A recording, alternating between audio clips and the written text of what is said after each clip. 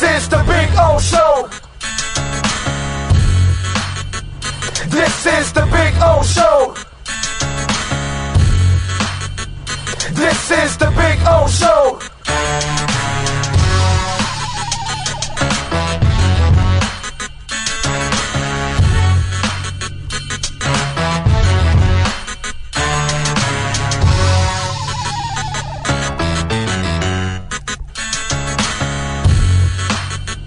This is the Big O Show.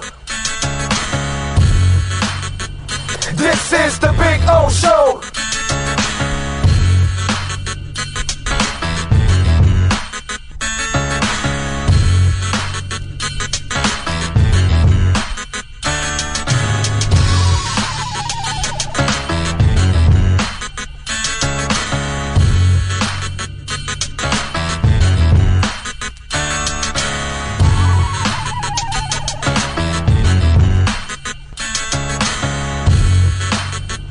This is the Big O Show. This is the Big O Show. This is the Big O Show. This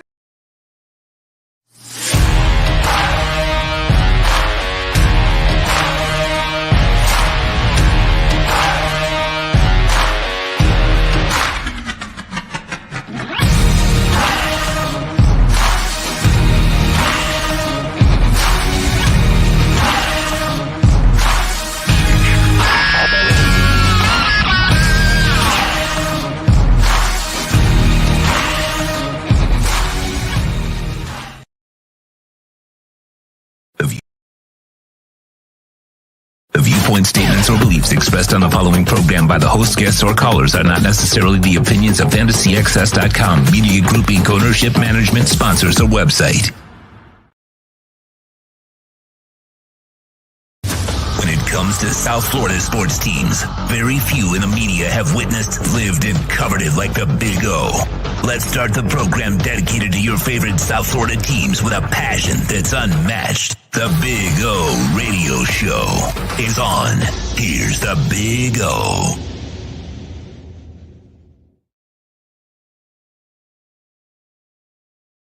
All righty. Welcome aboard, folks.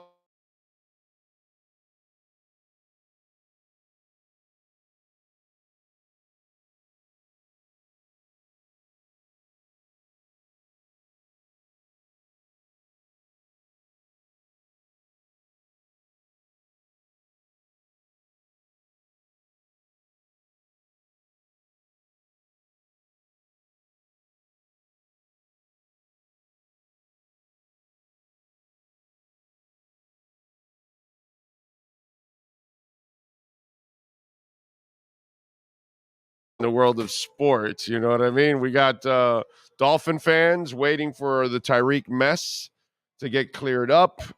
We got Heat fans wondering what's going to happen starting tomorrow at 6 o'clock when free agency rolls around.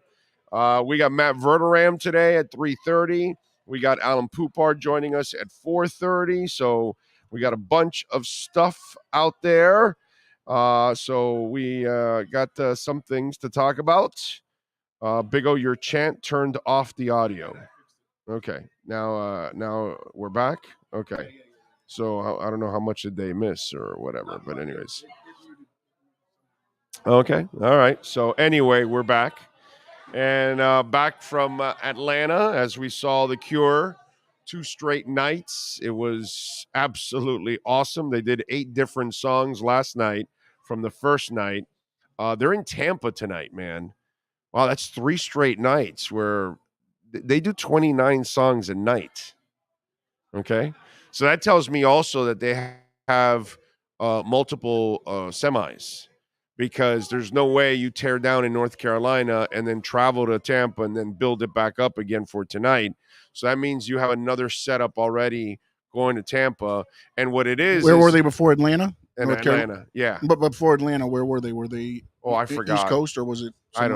I don't know. Usually what they'll do is they'll leapfrog. So the one truck that's in the Atlanta Atlanta's will probably going to come Miami. I would guess. And then Tampa's got that one there. But Tampa, Miami's not too far to tear down and drive. I don't know how crazy it's not their stage actually. is. I don't know how crazy their stage is. No, it's not. It's not. It's not a crazy stage. It's simple. That's why they change up the music. Yeah, because I know in wrestling they got certain areas where they have a Midwest rig that drives the Midwest area, and then 2 West Coast and 2 East Coast, so that they can leapfrog depending on where they're at. Right, exactly. Yeah, so they've got to have 2 rigs to do it, and so I'm looking forward to. I'll be at the show on Saturday at the AAA, I believe, right? Or Kaseya Center. I'm sorry, Kaseya folks. The Kaseya Center. I'll be there on Friday. Monday, I'll be at the Struts. I'll take the wife to the Struts on Friday. On Monday, we're going to be at Revolution Live. Today, we got our tickets for The Fix, one of my favorite bands. I have 4 bands that I like, classic for me that have been forever, and that's Iron Maiden, which just got my new shirts for Iron Maiden from this tour, and obviously The Cure last night, The Fix, and U2. Those 4, there's some new bands like Greta that I'm an enormous fan of, and some new bands that I really like a lot. But when we talk about the ones that I've been following for decades, those 4, I try to see them as much as possible. So I'm also going to try to see The Fix in some of the other places. I haven't even checked the tour dates yet for the other dates, but I know I'm going to the one in Fort Lauderdale because I already got the tickets this morning. So I'll be at the Fix show. It's November 10th or something, or November. It's a Friday night, I believe.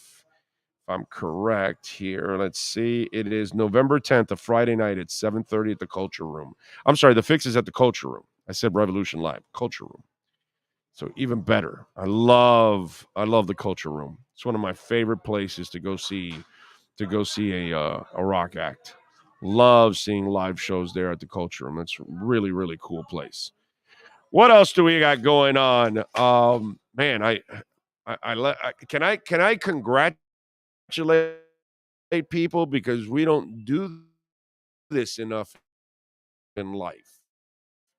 We're quick to complain. I went to the airport this morning, and if you go to my Twitter or Instagram feed, you'll see either one there, Big O Radio Show on Instagram and Big O Show on Twitter. And so I go check it out and get in line, and the line is, enormous. It is the longest line I have ever been in a TSA deal. Okay. We're talking easily 300 people in front of me, maybe 400. Seriously, I'm not joking. And we went through the line. I swear it didn't take more than 20 minutes. I was impressed. And you got to take off your shoes. You got to take out the laptops or the iPads. So it's not one of those where you just throw everything on the conveyor belt and it goes and they tell you not to take out anything. No, you still have to take out stuff. So that still slows the process up. As those of you that have traveled, there are some spots that you'll go to that you're like, wow, you're not making us take off our shoes and our belt and not taking out. Wow, that's great. That's fantastic. And then there's some places that you're practically nude when you walk through there. You know what I'm saying? And you had to take off your shoes and laptop and all that kind of crap. I know for me, I have my laptop and I have 2 iPads and obviously the shoes. So, I have to slow it down a little bit, just like a lot of other people. And we did it in 20 minutes. So I just want to say, because it sucks to go through TSA all the time, right? And all the hassle. The Atlanta crew on Thursday morning, June 29th, I got to tell you something. You guys are awesome. Awesome. Because I saw that line and I tweeted out, I go, oh my God. And I was there nearly 2 hours before my flight. So I had plenty of time. I didn't even have to check a bag or anything because I was only there for a couple of days. So all I had was carry-ons, which is the best way to travel. God, when you have to check in a bag, oh my God, that takes another hour out of your life. But anyway, so, we're so quick to complain about stuff that people do and screw us over and and wine, and we rarely ever give people love. So I just want to say, Atlanta TSA, you are about the most ass-kicking group I have ever seen in my life, okay? Because to clear that many people, that's impressive, dude. That is mighty, mighty impressive. So props to the folks in Atlanta's there. Afternoon, Big O. Those Marlins are on fire. They play the Braves. Maybe there would have been a chance you could have seen them in Atlanta's. Yeah, if I would have stayed there. But no, we got to get back, man. We got work to do, bro. We got to be here today, and then tomorrow we're at Craig's Inn Acura Pembroke Pines. So welcome home. Oh, hope it was a great trip. I got to see the Cure twice. The only depressing part about the trip, I would have to say, is the Coca-Cola factory. After all these years of me backing Coke over Pepsi and loving Coke over Pepsi and supporting Coke over Pepsi and all that, and I go to go support Coke in Atlanta, go check out the factory, and my God, never do it, bro. Like, never do it. Seriously. Like, you're with the kids in Atlanta hanging out, Six Flags, whatever. Hey, Dad, they've got the Coca-Cola factory. Stop it right there. End it. Do not ever go. The biggest waste of money for $23. The one I got when I was a kid in Arbondale Elementary, that Coke, when we went to that Coke factory back in the day off the Palmetto, that, my friends, that was a real tour. Okay. We got to see Laverne and Shirley, testing all the bottles and all that stuff. You got to see the real thing being made and everything and bottled. It was actually cool. We didn't see shit, dude. No, nothing. No, they don't even show you the bottles. They don't even show you the factory. They don't show you anything. And then there's this area called the Vault where they supposedly have the secret formula. And then you walk in, it's just a fake vault that's there. And, well, we can't really show it to you. So what'd you bring me in here for, bro? It's like the stupidest shit in the world doing the Coke tour. Seriously. I don't know how people haven't ripped them. It starts off with a movie that doesn't even belong on a big screen. It was a movie like it was shot with a phone, and then when you enlarged it, it freaks your eyes out because everything's moving so quickly. Like, it doesn't belong on the big screen. Like, it was adapted, forced, or something. Seriously, I don't know how cheap you can be, Coke, but boy, that was cheap. That is pretty disgusting, I gotta say. It's an absolute ripoff what you're doing in Atlanta. What up, Owen Sean? Glad you enjoyed the Cure. I'm jealous. I'm blessed. I don't take it for granted, man. I know that it's not something most people can do, and I am super blessed and happy that I was able to enjoy the Cure probably in their final tour and get to watch them 3 times. And I'm really looking forward to Saturday because I get to take the wife and the daughter. I already got them shirts. And I said it 2 days ago, right? Dude, the shirts are $25. What a joke. Nobody charges $25 for a shirt, man.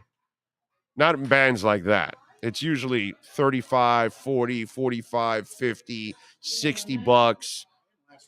And last tour, yeah.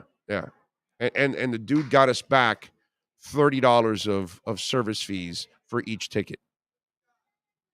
Like, he doesn't gouge you for the ticket. He doesn't gouge you for the merchandise. It was really cool. Really cool. So got to give them props. Atlanta's airport is massive. Yeah, it is massive, dude. It is. TSA probably needs to stay sharp to handle the insane amount of people who connect at that airport. Well, all I got to tell you is Atlanta TSA kicks freaking ass. Okay? For that line and to handle it that quickly, I got to give them tons of love, dude.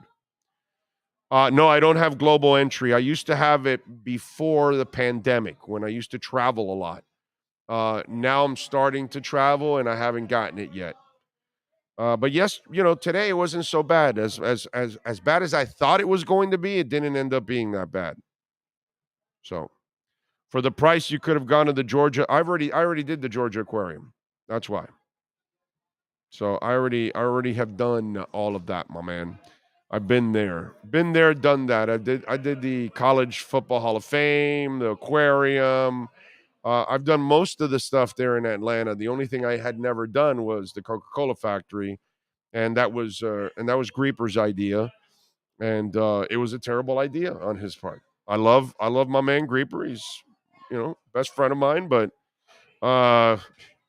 Grief, that was a bad suggestion. He said it too. He agreed with me. He was like, dude, this sucked. Outside of the tasting room, there's really, and you're not going to pay $23 to go to a tasting room. Plus you end up tasting a lot of shitty drinks all over the world. That's what you end up finding out. Oh, this one in Costa Rica sucks, and this one in Italy sucks, and this one in Germany sucks. And, it's kind of what it is. That's what you end up finding out, is that there's a lot of shitty drinks in the world. And to pay $23 for what? To drink something like Fanta? Like, dude, I already know what Fanta tastes like. Don't need to taste it again. Although the pineapple one was actually pretty decent. You've tasted it? You know what I'm talking about? That one, I've never tasted that. And I got to say, got to give Fanta a little love on the pineapple one there. Never tried that. I always Fanta orange. Like, who hasn't tried that? You know what I'm saying? Like, everybody tries Fanta orange. And even if you didn't want to try orange, but they ran out of Coke or Pepsi, you just grabbed the Fanta because you were thirsty. You know what I'm saying? So Fanta or Crush back in the day in a glass bottle. Oh, yes. So sounds like fond childhood memories. Oh, did they let you swim in Coca-Cola? No, they didn't, unfortunately. How was Robert's voice? Perfection. Did you go to my Twitter feed? Go to my Twitter feed or go to the Instagram, dude. You don't need to even ask to a time. Go listen to it yourself. You can hear Robert yourself. He was awesome, impeccable. His voice sounds fantastic. And like he hasn't lost anything. Put it that way. It reminds me of watching Bryan Adams the other night. That I was like, holy shit, this guy still sounds exactly like the 80s. It sounds like I'm listening to a record. Bryan sounded awesome. Awesome. So, yeah.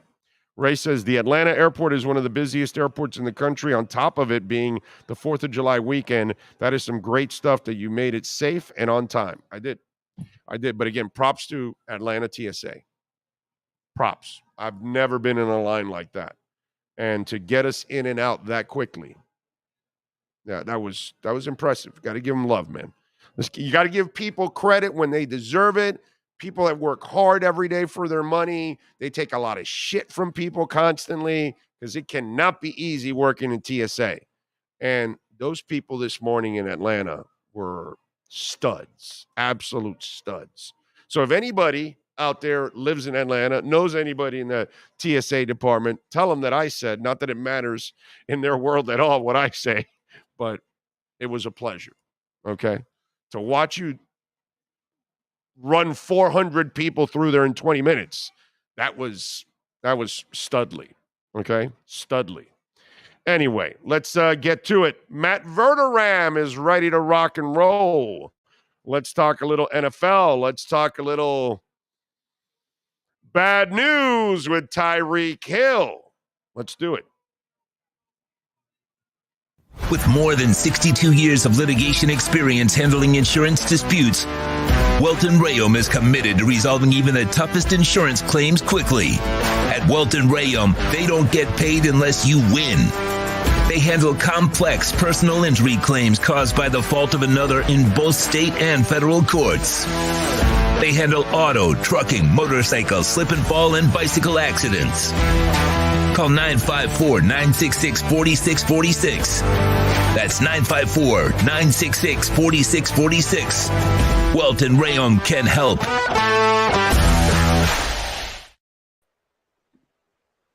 All right. There's my boys, Welton Rayom in Hollywood. Make sure you call them, man. If you got any issues, they will definitely take care of you.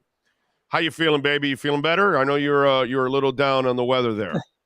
Yeah, I'm feeling much better. I think it's partially allergies. I think it's partially just this never-ending haze of smoke from Canada. But I am definitely. Oh, that's on the right. You're getting all that shit. That's right. I'm sorry about that, dude. Oh, Yeah, man. That's right. Yeah. Damn, bro. it's not good for the allergies. So basically, Canadians suck at putting out fires. Is what you're saying?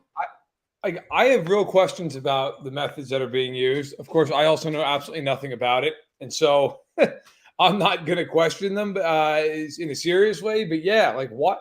These have been burning up for like a month, and I know it's really remote. I get it, like they have remote forests up there, but there are airplanes. Like, I feel like this should have been handled by now. But then again, what do I know? I just write about football. Maybe it's the same people that handle the Titan sub or something. I don't know. You know, it's just it is what it is. What can I tell you? Would you pay $250,000 to go into that little crap capsule to go all the way down? I really like. You're rich. You got nothing better to do, bro. I mean, seriously, that's what you want to do. You want to go down in a rinky-dink sub where 8 people are trying to look through a little tiny hole to see if they can actually see a boat. I mean, come on, dude. What is wrong with people? I'm 6'2" and 240. Like you couldn't pay me enough. You could forget me paying. You couldn't pay me to do that. Right. Like, and I actually have always been fascinated by the Titanic. I don't know why. I'm a history guy. Maybe that's part of it. Whatever. Fun fact.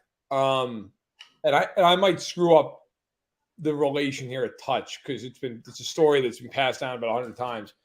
I think my great uncle worked on the Titanic, like in terms of making it, and was offered like a ticket or two. It was 2 tickets to go on the maiden voyage, and he was like, "Nah, I've seen enough of it. I'm good."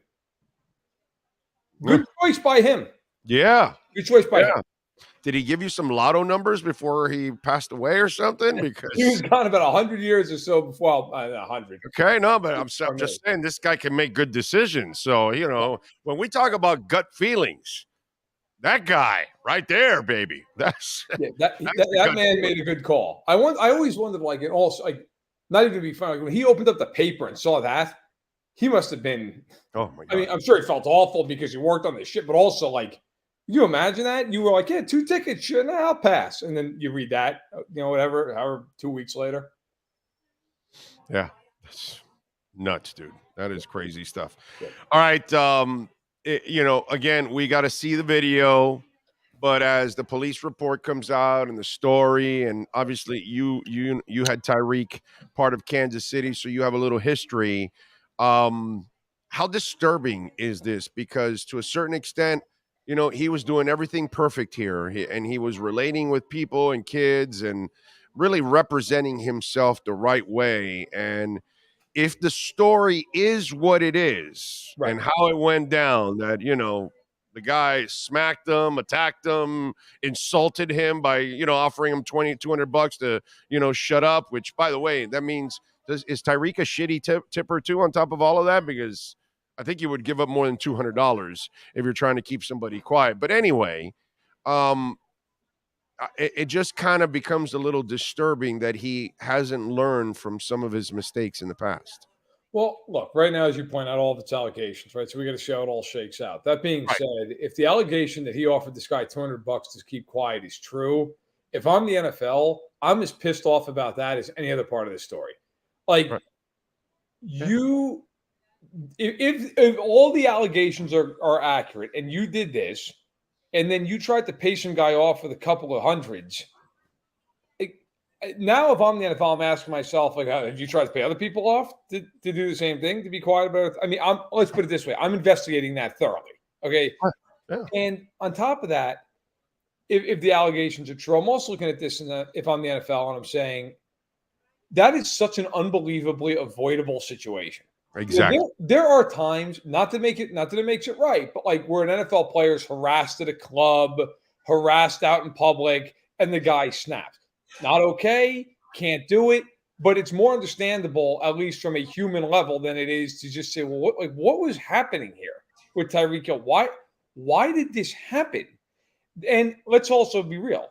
Because of the history of Tyreek Hill, the NFL's going to look at this much more seriously than it would with another player. Not to say they wouldn't investigate it, but they're going to investigate it with a fine-tooth comb with Tyreek Hill compared to other guys. And secondly, if they do find wrongdoing, they're going to come down harder on Tyreek Hill than they would with a guy who has absolutely no history at all. So it's not ideal. And if you're the Dolphins, who have real designs on making a run in the division, run in the AFC, losing him for any amount of potential time would really hurt. I think he's already gone for at least the Chargers game. At least the Chargers. Which is week what? What week is that? Yeah, week 1. It's week 1. Week 1. That's right. They open LA. Yeah. Because I don't think this is going to be drawn out into some long court thing. This will be resolved quickly. They'll pay him off eventually because that's what they're going to have to do with lawyers now involved. And basically, by you offering the guy $200, you're already telling the person and telling the NFL you're guilty because you were trying to cover up something you did wrong. Because that's why you would pay $200 because you obviously did something wrong. It's just, and I'd love to say, dude, I hope this is the moment you've learned your lesson finally. Like, okay, because now you're going to have to relive the past because people are already writing the articles about what's happened to you in the past. And so here we go again. And the key thing is what you said to start off the interview. It was incredibly avoidable. Yep. That's it. Yep. You know, if it was him and his friends fishing on somebody else's boat in the dock, or if it was just his friends or whatever, and the guy comes and says, hey, you got to get out of that boat. You know, you're Tyreek Hill. You got to immediately apologize. Say, hey, I'm sorry hey, guys, get off the boat. Hey, I'm sorry. We were just admiring the boat. Hey, my bad. I apologize. And just get over and leave it. And it dies. Because you're Tyreek, nobody's going to say anything. The guy's going to say, okay, the guy got off the boat. We're good. Cool. Nobody would ever find out about that. But the second now you start, hey, do you know who I am? I could buy you and the boat and the marina. And, you know, when that shit starts, yep. Now all of a sudden, you know, it's this sense of entitlement that we've given entertainers and politicians and people of power and athletes. And this is our own fault in our society because we've instilled this into people from when they're really young that they can get away with shit. And it doesn't matter who you are and what walk of life. If you have power, you end up pulling shit like this. I think a lot of times, too, you just have to ask yourself, if you're an NFL player, an NBA player, you know, any athlete of note, like, or really any person of note, an actor, an actress, a singer, whatever, is my action going to be worth the repercussion? And in most cases, it's not. Again, right now, it's allegations. We're going to find out a lot more about this. But from what it sounds like, from what you read, from the allegations that are out there, this is something that clearly that falls in the category of it. Why? Like, why? There's just no need. And look, it's easy to sit there and say that. It's easy not to be in the moment. But at the same point, like, that's part of the reason you're paid. You know, in Tyreek's case, $30 million, or in somebody else's case, and some of these quarterbacks now $50 million plus. Part of the reason is you represent that organization. You are a driver of ticket sales, of merchandising, of billboards, of all the rest of it. You are paid handsomely to represent that organization. And by the way, let's just continue to use this example. The Miami Dolphins, that is Miami. You're representing that city, whether you like it or not. Like, that's the reality of it. Dude, he's got a store in a mall. Right. I mean, he's got a product that he's trying to sell and he wants people to buy it. This is the kind of shit that will stop people from buying because then parents will say, no, I don't want you to wear his stuff. I don't want you wearing his number or representing him. And you know what's the other thing that sucks about all of this? And I'm sorry to interrupt you. You just created a problem that now will last for months. Because whatever the suspension is, if it's 1 or 2 games or 3 games, whatever, guess what the topic is every week because you're missing Tyreek. So now you have laid this problem not only on yourself, now you've laid it on all your teammates. Now the head coach has got to address it, and he's probably going to have to address it a couple of times, address it initially, address it in the suspension, address it in when you're missing every week. You know, those kind of things. I mean, you started off the offseason by saying you wanted to be a 2,000-yard receiver. Well, guess what, buddy? You just ruined every chance you had at trying to get 2,000 yards this season for one stupid mistake. I think, and look, everybody's different, but and this an example I'm going to use of a guy who was moving around the league is not somebody who was doing it for any kind of criminal conduct or anything like that. But I was younger, I was a kid, a teenager, whatever, when Terrell Owens was a star in the NFL. And Terrell Owens, I mean, again, it wasn't illegal stuff, but he could not be in a locker room, couldn't handle it. And it got to a point. Look at how great of a player he was. Nobody being honest. Hall of Fame caliber, bro. Hall of Fame player, right? And frankly, not even just Hall of Fame, one of the best receivers of all time. No doubt. Terrell Owens played on how many teams in his career? Because and the Niners traded him when they were good. Like, the Niners weren't some bum fest when they got rid of him. Like, they were good. Philadelphia was a Super Bowl caliber team, traded him. Dallas, really good team, got rid of him. Then he's on the Bills, then he's on the Bengals, and he's gone. But my point is, now there wasn't any criminal stuff there, but because the reason teams moved on was because it just became too much to deal with all the time. The NFL, more than any sport, more than any entity I can think of, they're big on distractions. It's a distraction. Eliminate distraction. I mean, there are teams that have that stuff, that signage up in their building. Eliminate distractions. Yeah. And with Tyreek Hill, he's a phenomenal player. I'm not saying the Dolphins are going to move off Tyreek or something. No. That would be ludicrous. But my point is, it's one of these things where it just causes a distraction that they're going to internally look at and go, if the allegations are true, this is completely unnecessary.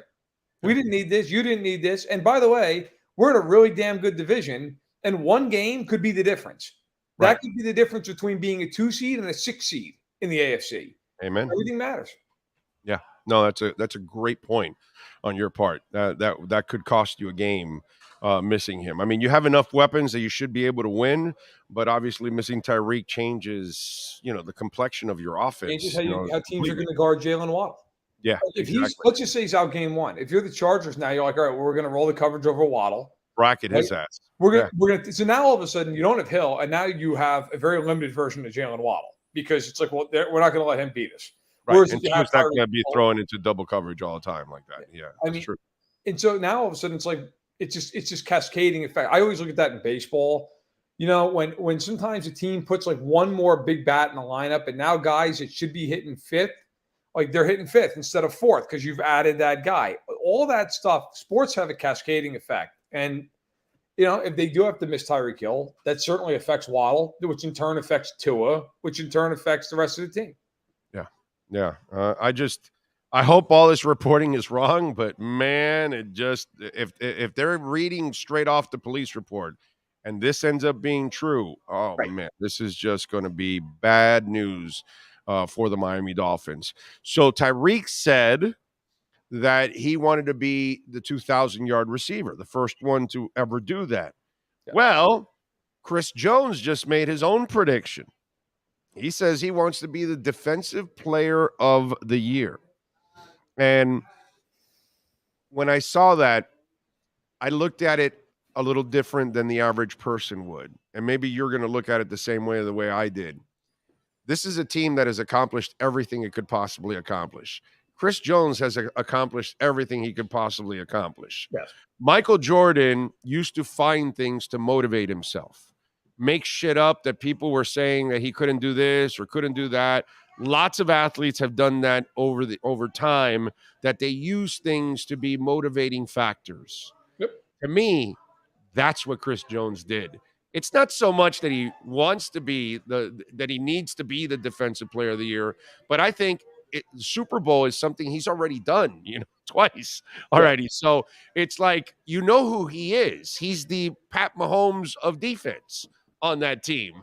So he kind of then put his own pressure on himself to kind of motivate him to take it to a next level. And I know he's also looking for a new deal too at the same time, but it's kind of interesting what great players do sometimes to kind of juice themselves up. Yeah. Look, there's no question. And I think with the Chiefs in particular, you're right. They've won 2 Super Bowls and made the 3 of them in 4 years. And Jones has been an enormous part of that. And he's well on his way to going to the Hall of Fame. Yeah. And so, last year he finished 3rd in Defensive Player of the Year voting. He finished behind Parsons and Bosa. He is also looking at trying to get an extension. And so he's incredibly motivated. And I think, look, I think the extension will probably get done here before they even hit camp. But they're a team that the motivation for them right now is especially the big guys who it's all about legacy at this point for them. The Mahomeses, the Jones, the Kelseys. It's dynasty, bro. That's what it is about now. It's about now the next step for them, the championship 3 and 4 makes you a dynasty. Yes. You know what I mean? There's always a question right now in Kansas City, because I get asked it all the time by fans, even when I go on the radio out there, like, well, are they a dynasty? And I don't think they're a dynasty yet. Not yet. No, not two doesn't make a dynasty. They're a great team. Like, they'll be remembered historically, because if you win 2, you're remembered. Always. But if they win 1 this year and they go back to back and they've won 3 out of 5 and they went to 4 out of 5, now you're in that like 90s Cowboys, 80s Niners, 70s Steelers type of, like, this is one of the greatest teams to ever lace up their cleats. I mean, This is like you're on that level of – so, like, for Mahomes, who, of course, quarterbacks are always the ones who people tie the Super Bowls to more than anybody. I think he's looking at this going, if I'm ever going to catch Brady in a lot of people's minds, I've got to repeat. He's the last one to do it. He did it. And they were a game away from doing it a couple of years ago, and they got smacked around in the Super Bowl by Tampa and Brady. So, but for Jones – I think, he finished 3rd last year at Defensive Player of the Year voting. He's been an all-pro, first team, second team, Pro Bowler a million times.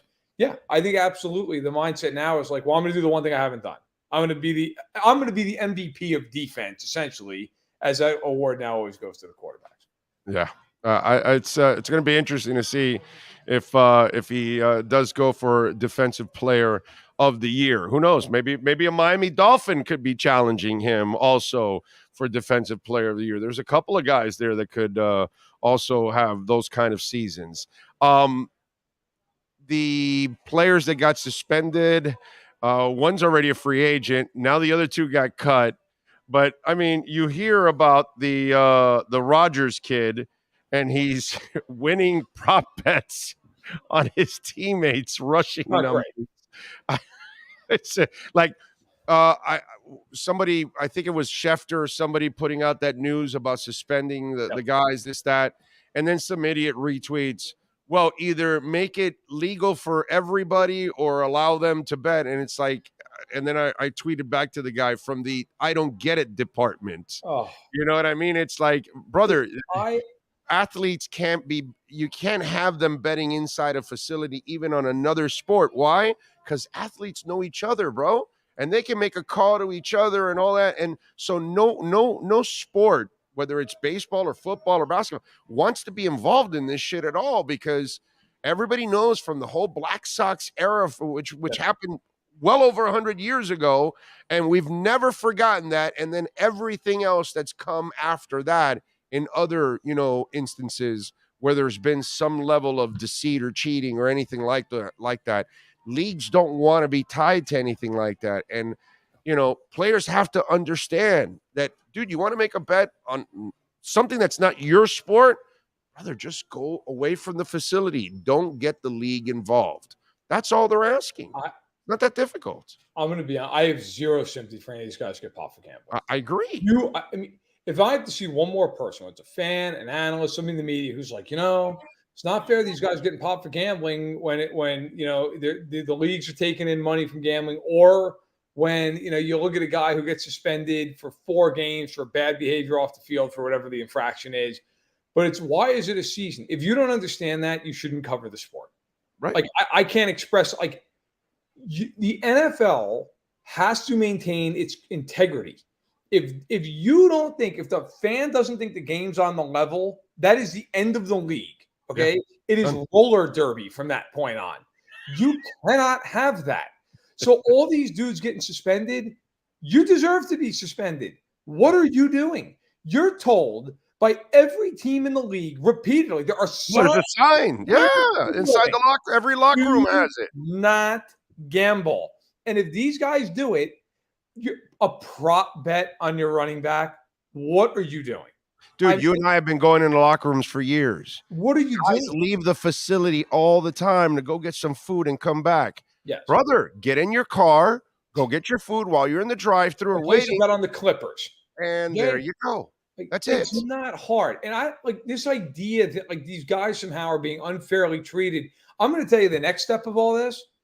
The next wave of guys who do this are getting banned permanently. Right. That's Yeah. what's going to happen because the NFL is going to say, we can't risk this. Like a year is a pretty harsh suspension.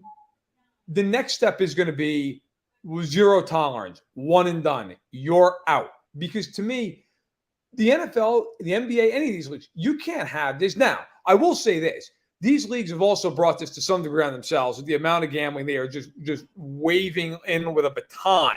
Of But at the course. same point, these players, I mean, come on, man. Are you not making enough money off these games? You got to drop $5K on a triple parlay? Like, what are you doing? Right. It's crazy. I don't gamble on NFL games. Because I could, because technically, but I feel like if I have inside information on a game, obviously in terms of like injuries and stuff like that, I don't feel like it's fair. And that's just me. I could do it, but I don't. But the players, if you're a player, think about how much inside information you have as a player.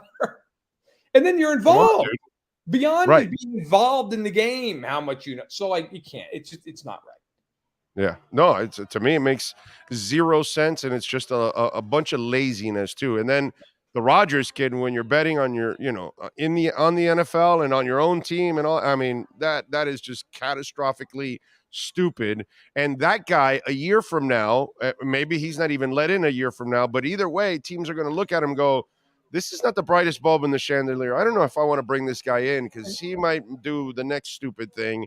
And he's not some superstar. So, when the baggage outweighs the talent, that's where they like say, that's it. We've had enough. We've had enough. By the way, to that point, just to like really hammer this home.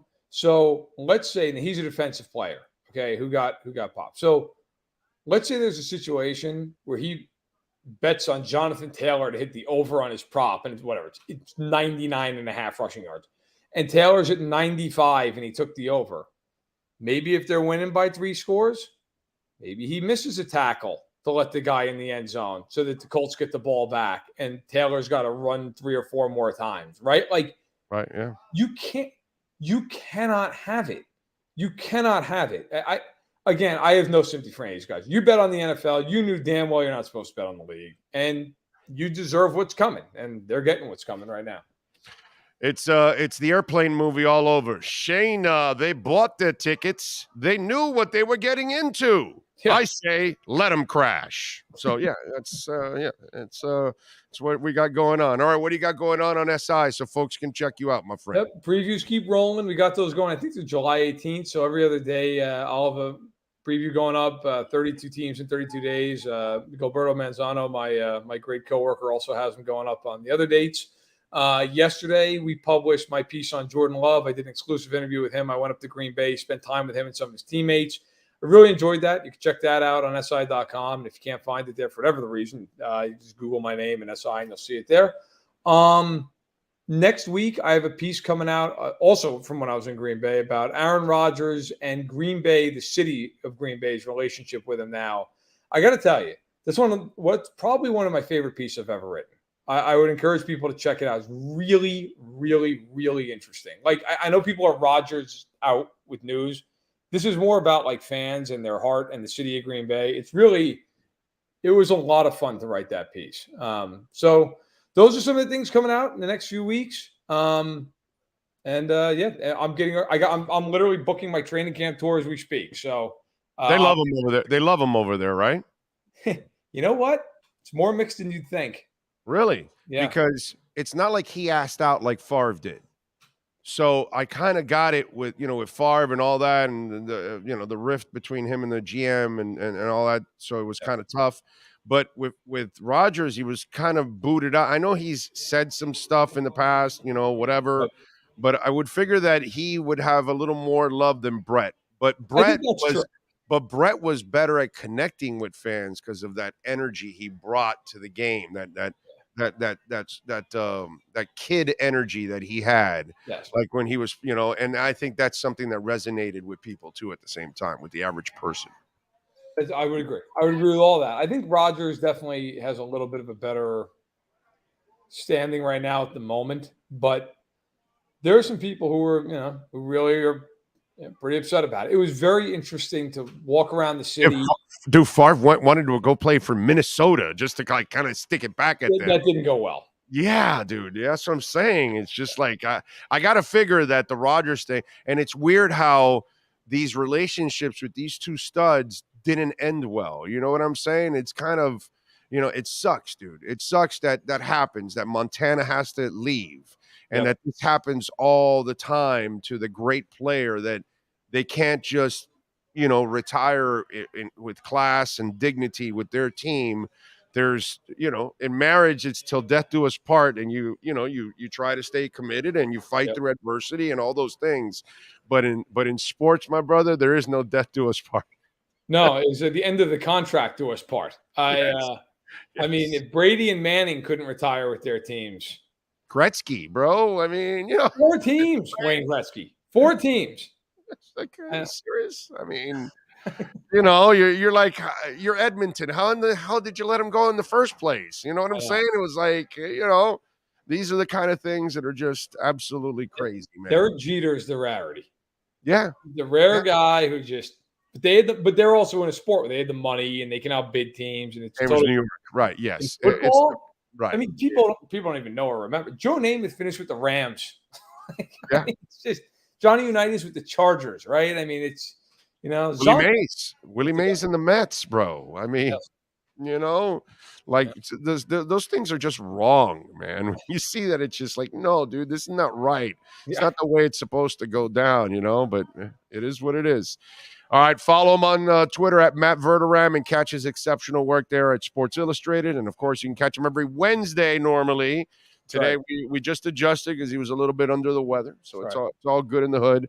By the way, tip for you, when you go to Atlanta, and if anybody ever tells you to take the Coca-Cola tour, never do that shit. Okay. So, I know, but just in case. You're with the family and somebody says, hey, Coca-Cola, tell them, hey, you guys go, and I'm going to go eat over here while you guys go do that, because that is throwing away $23. I mean, seriously, it's just like lighting it up on fire. I'm glad to know that. That'll keep me away from the tour. I was now the Cure was fantastic both nights, so that was fantastic. So, are you a Cure fan? Some of it. So I have like probably 4 or 5 songs on my phone. Okay. All right, there you go. All right, good stuff. Matt, appreciate you. We'll catch up next week, my friend. Have a great weekend. Take care. You got it. Don't slap anybody in the back of the neck. I won't do that, nor am I going to give anybody any money. So that's I'm steering clear of all these things. I'm going to go sit on my porch and have a beer. That's about it. Tomorrow we'll have some money for you. That's right. That's right. That's right. So I will keep that money. Yes, you will. Damn right you will. You earned it. All right, baby. You be good, bro. Appreciate you. You got it. There you go. Matt Verderame, baby, from Sports Illustrated. Always coming through for us, and we love him. Appreciate him immensely. Alan Poupart will join us, by the way, at the bottom of this hour, because we are now starting hour number 2 of the program on Thursday, June 29th, 2023. Sean Stanley, the man, the myth, the legend, he is mastering this platform every single day, and we appreciate it. Remember, folks, you can make a donation through Cash App or Venmo at Cash Big O Show. That is Cash Big O Show. Cash App or Venmo, Cash Big O Show. Where is Bitcoin right now? Where is it? Man, it flirted with 31,000 today. It went 30,000, like 800 and something. It's at 30,600 right now. And where was it? It went to, where was it? It was like 800 it went up to, man, today. I was like, is it going to get to 31? It's about to pop, man. It's about to pop. Now, it didn't help that Gensler said that there's going to be 2 more tax hikes. You saw the stock market, how it just, have you noticed? Well, some of you don't notice that because you don't invest in both or even invest in one of them. But if you do invest in both, if you've noticed, Bitcoin and Ethereum have decoupled from the stock market. They have held stronger than any asset out there right now throughout all this turmoil that's going on. They have held really, really strong, which I think is bullish as hell to be quite honest. Let's see. Speaking of The Cure, what are your thoughts on their acoustic hit album? Thinking about buying the LP. I love anything and everything The Cure, bro. And they when it comes to acoustic, they have several songs that are very acoustic. You know? So yeah.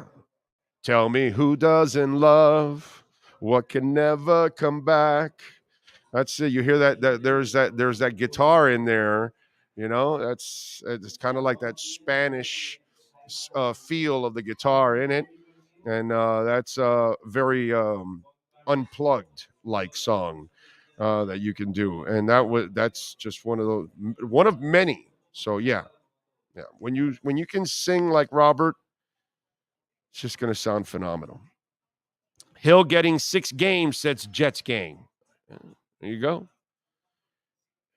Incredibly avoidable, yet he just admitted he doesn't know all the details. Well, we've been saying that, sir, but we're going off the police report and what they're reading. And if it is true, that's why we all keep saying, if it's true, this is catastrophically stupid. And you got to get a feeling that a lot of this is going to end up being true. There's too much coinkydink coming out from all kinds of directions on this. So I would not be surprised if what we've heard is pretty close to being the story. Not 100%, but I wouldn't be surprised if 85, 90% of it is pretty accurate. And I'm talking about like the smacking, the $200.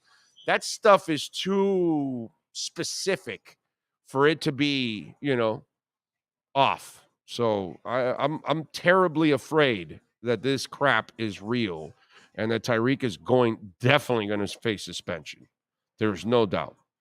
I know Jet Gang there is hoping that he'll get 16 games, not 6. But I don't know. I doubt it'll be 6. But guaranteed he's gone for the Chargers game. And look out if there's not a second or third game. So Steph Curry looks like one of the few players that will play for the same team he got drafted as. Yeah, he will. Those owners know what Steph Curry means to the team. So, yeah. Can I talk about – I'm glad you led me to this. Can I – what is the love affair with Draymond Green? Why is it, the Lakers could use him. Oh, no, Sacramento, he'd be fantastic. This, that. Where? What are we talking about here? Is somebody really going to give this guy a big contract? I mean, you look at his stats, and to me, and I know that you're going to tell me, well, he does all the little things. You know where I've heard that one before. And so for me, it's just I don't find this to be something that a team actually needs. That you like, this is a significant piece that will put you over the top. The guy averaged 8 points on 52% shooting from the field because he shoots everything inside. 3-point range, he shot 30%. He shot 29 before that, 27. So he's not a 3-point shooter. And this is a 3-point league. So to me, these are things that I just kind of don't understand. By the way, he averages 6.8 assists and 2.8 turnovers. Half his assists go to turnovers. I don't get it. What, the 6 rebounds a game? Is that what it is? I don't know what this love affair is. Like, this team needs him and that team needs him and that. He's at a point now where if I'm the Golden State Warriors, they're also he's so important to what they do. Yeah, maybe 5 years ago. At this point, is really Draymond Green worth a big contract? What do you need him to punch your teammates? That to me was just it's one of these things that I'm sorry, I am at a disconnect here. I do not get it. I don't understand the love affair with this guy at this point in his career. He is not the difference maker and the piece that you need for any team, not for the Sacramento Kings, not for the Lakers. And if I'm the Golden State Warriors, the aforementioned Steph Curry, that's retiring with me. Okay? But Draymond Green, thanks, Draymond, for everything. We've done a lot for you also. Have a great life. You got a bunch of championships. You've made millions and millions of dollars. You'll never have to work a day of your life because of all the money you made at Golden State. Doesn't matter what you make after this. God bless you. And by the way, I'm parting ways with Klay Thompson too. Yeah, he's too injured. He's not himself anymore. You know, you got to move on also from that if you can. You know what I'm saying? But he's still got a couple years left on his deal. But whatever. I'm not looking to extend him either. I'm looking to unload and move on and turn over the roster. Steph is the guy that I don't mind. He can get old with us, retire, all that. Steph Curry is the ultimate franchise player for you. You gotta live with that. But this Draymond Green love and this talk, and I'm listening to all these NBA guys, and I'm sorry, I just don't see it. I don't see it. Not anymore, not at this point. You know, a few years back, have him as that all-around player that can help you in so many areas and all. Sure. Now? No. Yes. I think the love affair comes from the past. The past, but also what else is there?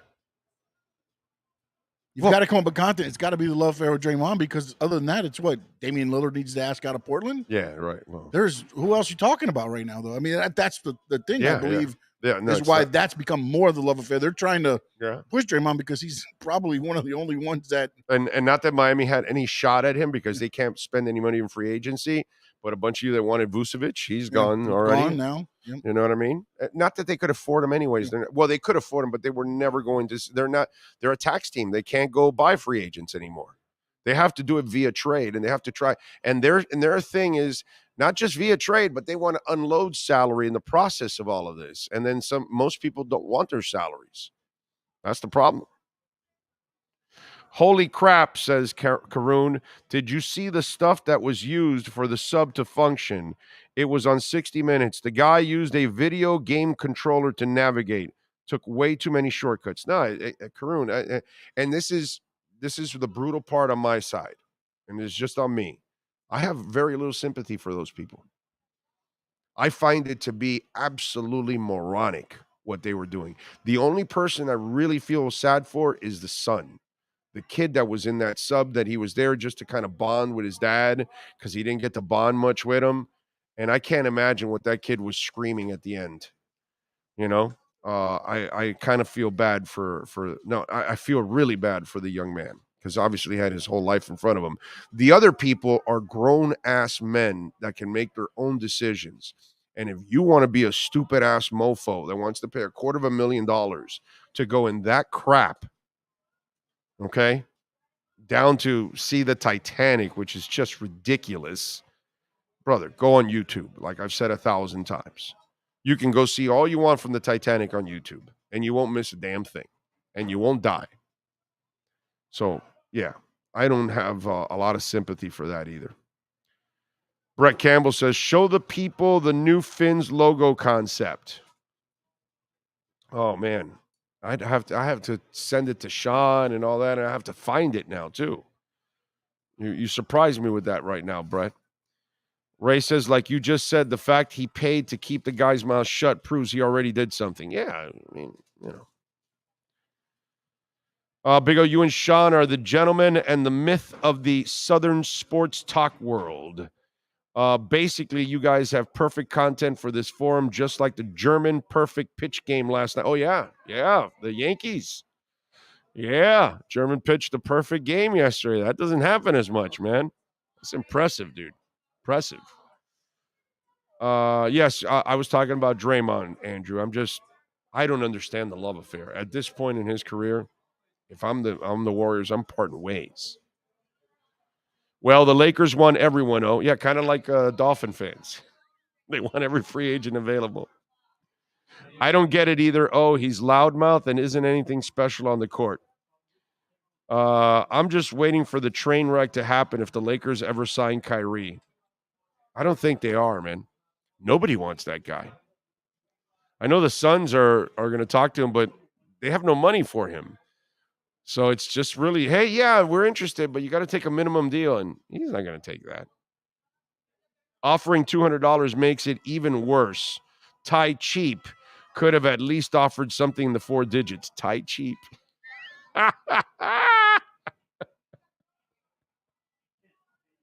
Ty Cheap. I love it. I mean, really.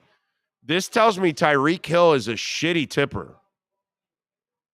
Seriously.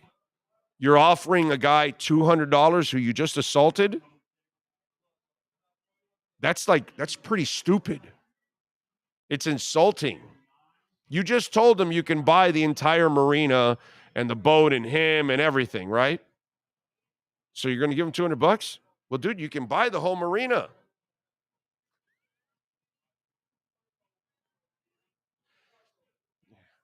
Not the brightest bulb in the chandelier on that moment there. How can you just be so stupid and get involved in that? Man, Tyreek, you were doing everything right, everything perfect. You carried yourself perfectly. You were connecting with people. You're playing incredible football. And now you do this? Because your head got too big? My man Pat in Asheville. Oh, for me, the drive home from Atlanta is like a 4-hour tour of the world of Coke, drinking Beverly Coke the entire way. Oh, God, that Beverly Coke is freaking horrible. The girl that initially meets you at the beginning of the tour, she said, oh, you guys have got to try this Beverly Coke. They drink it in Paris all the time, this, that. It sells out. Brother, I went to go try that thing, and it was the worst. The worst. Wow. Ty Cheap. It's awesome. Oh, AEW screwed with your pick. Shaking my head. Britt Baker getting sick and not wrestling. Shaking my head. What can I tell you, bro? That's just wrong on every level. Outside of Wilson, who's the most overpaid player on the Fins?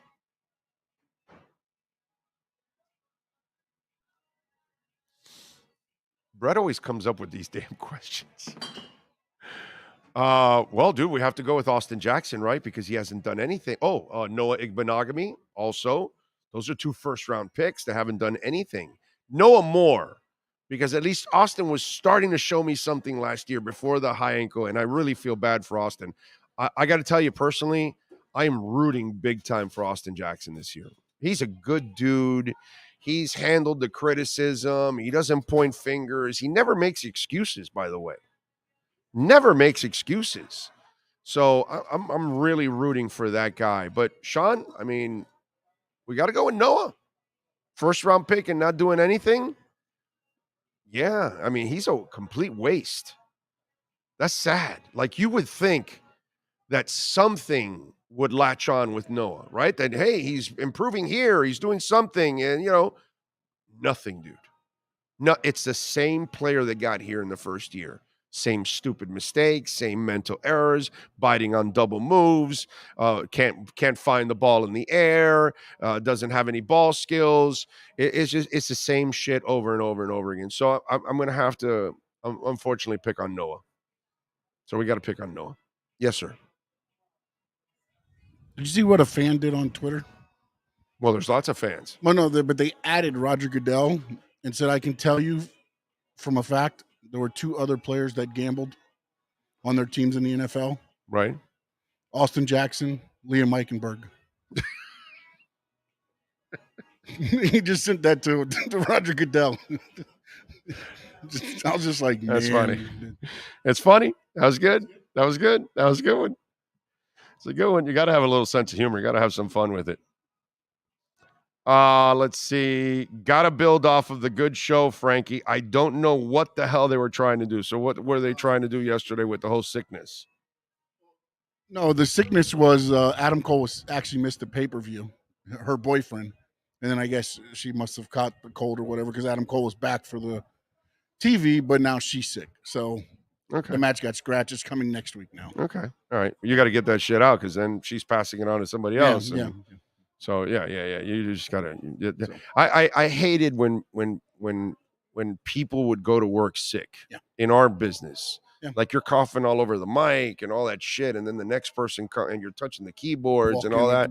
Yeah, dude. Yeah. That's what I used to do every morning when I walked in. I'd spray everything down just in case. Brett says, "I got the best questions for you, bro. You do, bro. You do come up with some good ones. You test me." Big O, I highly doubt any of them in that sub even knew what hit them. Yeah, you're probably right. I hope, you know what? I hope you're 1,000% right. I hope it just, bam, explode. And you know what I keep thinking? Did you ever watch, what was it? It was a James Bond movie. It was the one of the two, the one with Wayne Newton. And do you watch Bond?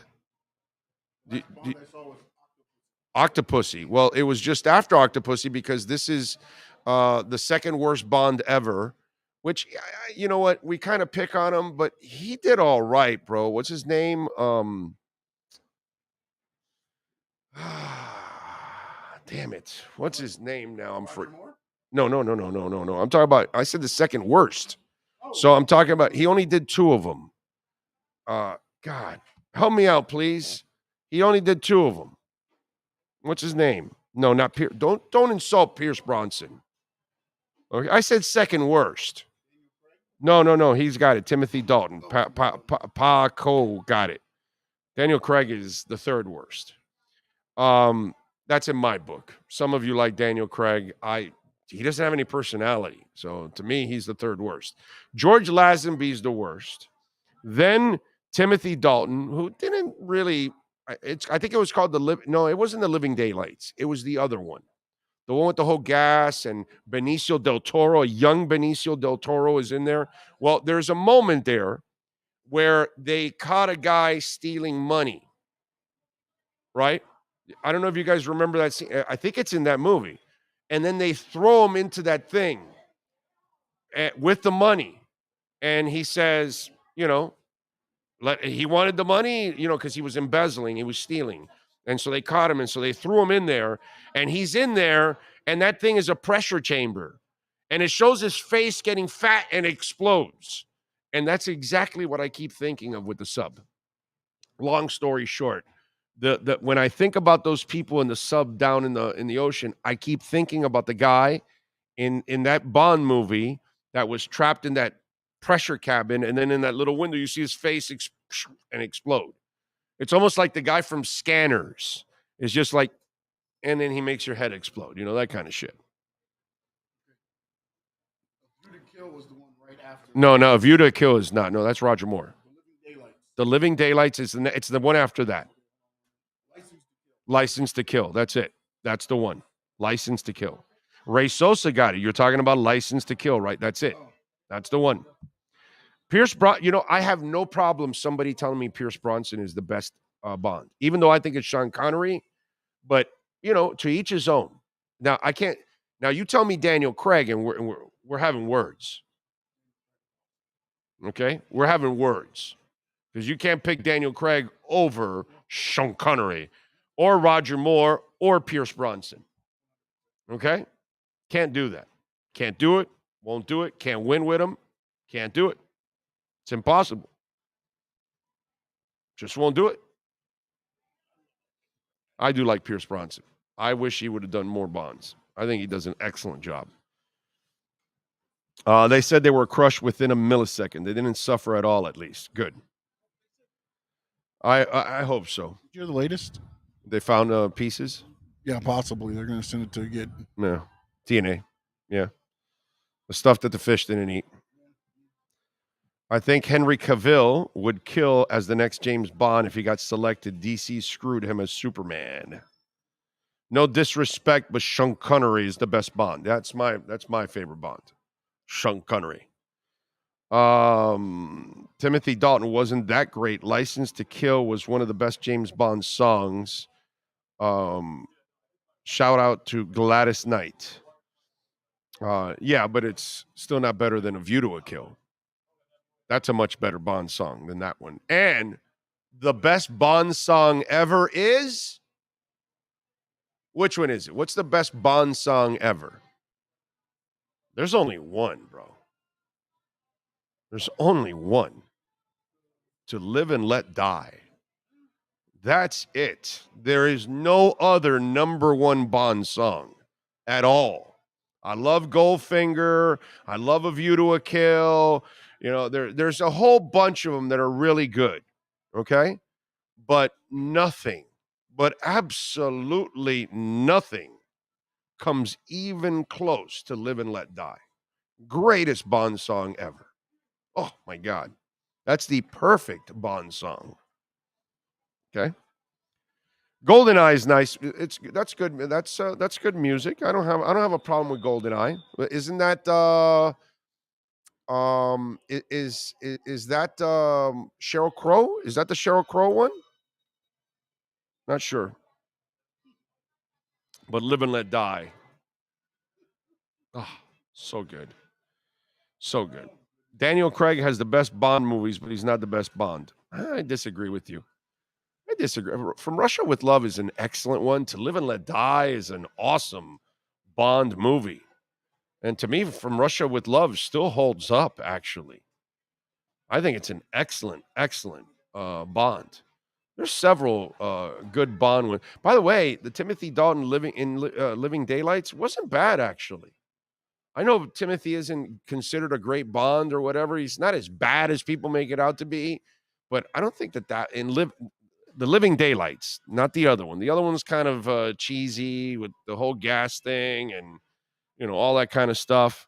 But the Living Daylights was actually pretty entertaining, I got to say. I love Octopussy. I think that's a great one. And she's one of the hotter Bond ladies, too. She was in it twice, by the way. The one from Octopussy. What's her name? I forgot. Obviously, I got to go Halle Berry as maybe the top Bond lady because it's Halle Berry. But what's her name, bro? She was in two Bonds. Octopussy, and was it Goldfinger? I think. I want to say. Yeah, Maud Adams. Thank you, Troy. Maud Adams. So there we go. Pierce Bronson had the best last side lady in the last movie, Halle Berry. Yes. That scene when she's coming out of the water in the orange bikini. Those are memories that are just like, you know, they're burned into your mind. And you know, just Halle walking out of that beach, you're like, yeah, that's just at another level, you know. That's when the good Lord was at his best work. You know, that's when he like created Picasso's. He was like on a roll there. Like, go check out Salma Hayek's latest post where she's in her bikini in the middle of a sailboat, 56 years old, and go look at that body, dude. Holy crap. Wow. Salma Hayek is another one. Another one. So Maud Adams, tell me what two Bonds she was in. It's Octopussy, and I want to... yeah. Tell me if I'm right. Was it Goldfinger? I don't know why I want to say I'm wrong, actually, on that one. But look it up for me. I know she is one of the... I think she's the only Bond... Huh? Oh, the man with the golden gun. The man with the golden gun. Right. Scaramouche. Right? Yeah. Scaramanga. That's it. So Maud Adams was in The Man with the Golden Gun and Octopussy. That's what it was. 3? What was the third one? Oh, I got it. Now I got to go back to go see it. Which one is it? Wow. I didn't know. See, I thought I had a little trivia nugget for you that Maud Adams was the only Bond girl to be in 2 Bonds. But he says it's 3. That's crazy. I didn't know that. I knew that she was in 2. Maud Adams was married to Roger Moore? I did not know that. Oh. Okay, so it's only 2. Okay. She appeared as an extra in the crowd scene in A View to Kill. Oh, she was an extra in the crowd scene in A View to Kill. Okay. Well, like you said, she was married to Roger Moore, so Roger got her like a little cameo in there. Really? So now I'm gonna go back to watch A View to a Kill and see where the hell Maud Adams is an extra. Once I saw the extra in the crowd scene in A View to Kill. Very pretty woman, man. Very pretty woman. Beautiful blue eyes. Yeah, man. Let's see. That was elite. Halle Berry right there. Yeah, there's everything about Halle Berry's elite, bro. What else do we have? Nice job by the Marlins. 2 in a row against the Red Sox. They're 47 and 34, 13 games above 500. Jazz Chisholm, another home run yesterday, his 8th on the year. He has come off that injured list red hot. Braxton Garrett, 1. 5 innings, 3 hits, 1 earned run, 2 Ks. 3.53 ERA. Jesus Luzardo and Brian Bello, 6:10 first pitch today in Boston land, in Beantown. So we got that going on. Nice job by the Marlins. Let's keep it up, baby. Let's keep it up. I think one more month, the month of July. They have a good month of July, then we're in. We're in. We're going to see them, actually compete for the playoff spot. Yes. Who? Oh, I doubt that. I doubt Tata Marino speaks English. Okay, no, because I guess he's saying Messi and Busquets are not coming here for a holiday. Yeah, but they ain't coming for the playoffs because they ain't gonna make the playoffs. That's for sure. Does Tata coach on Saturday? Interesting. He has to. I mean, you just hired him. Yeah. So he's got to get to know his players right away. So yeah, the interim coach is no more interim. He'll be an assistant for now. Or do they show that Messi was the reason Neville was taken away and bring Martino in with him? Just bring all 3 of them together. Yeah. Well, the coach better start coaching his ass off because he ain't gonna make the playoffs. We'll see. We'll see what he can do now with these guys. Okay. Rosendo says Daniel Craig attitude not only turned Bond into a dark character, but he was the most bleak. Casino Royale is an excellent film. Most of his films are excellent. I like I'm just saying the character itself. I'm going Roger Moore every day of the week and twice on Sundays, and there's nobody better than Sean Connery. Sean Connery. So I'll take Pierce Brosnan, Roger Moore, and Sean Connery over Daniel Craig. Then I got Daniel Craig like just ahead of what's our boy that we just talked about now? What's his name? No, Timothy Dalton, and definitely George Lazenby was. That guy didn't even want to be Bond. Okay, you know who can be Bond? They've never had a Canadian Bond. What's up with that, bro? Like Canadians can be Bonds too. Doesn't have to be an English guy all the time. Canadians can do it. Alan Poupart. There you go. That is your next James Bond. And he's next right now on the platform. Dolphins fans, time to get insight on your favorite team with your favorite reporter with an Expos hat. Sports Illustrated's Alan Poupart in our EJDconstruction.com Miami Dolphins report, exclusively on a Big O radio show. All right. There he is, the Canadian Bond. I think there are a lot more worthy Canadians than myself. Ryan Gosling for one. Who else? Canadian actors. Ryan Reynolds. Is he Canadian? I think he's Canadian. Those guys don't bring your edge. Get out of here. Shuck it, Trebek.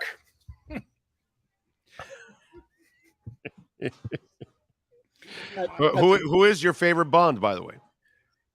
Well, I'm going to preface that by saying I was never a big Bond movie guy, but the most of the movies I watched with Roger Moore would be my pick. Okay. Yeah. I never, if somebody tells me Roger Moore or Sean Connery or even Pierce Brosnan, I think those are all worthy of your number one. The other guys, Nah, not so much. Not so much. Why is it that you weren't a big Bond guy?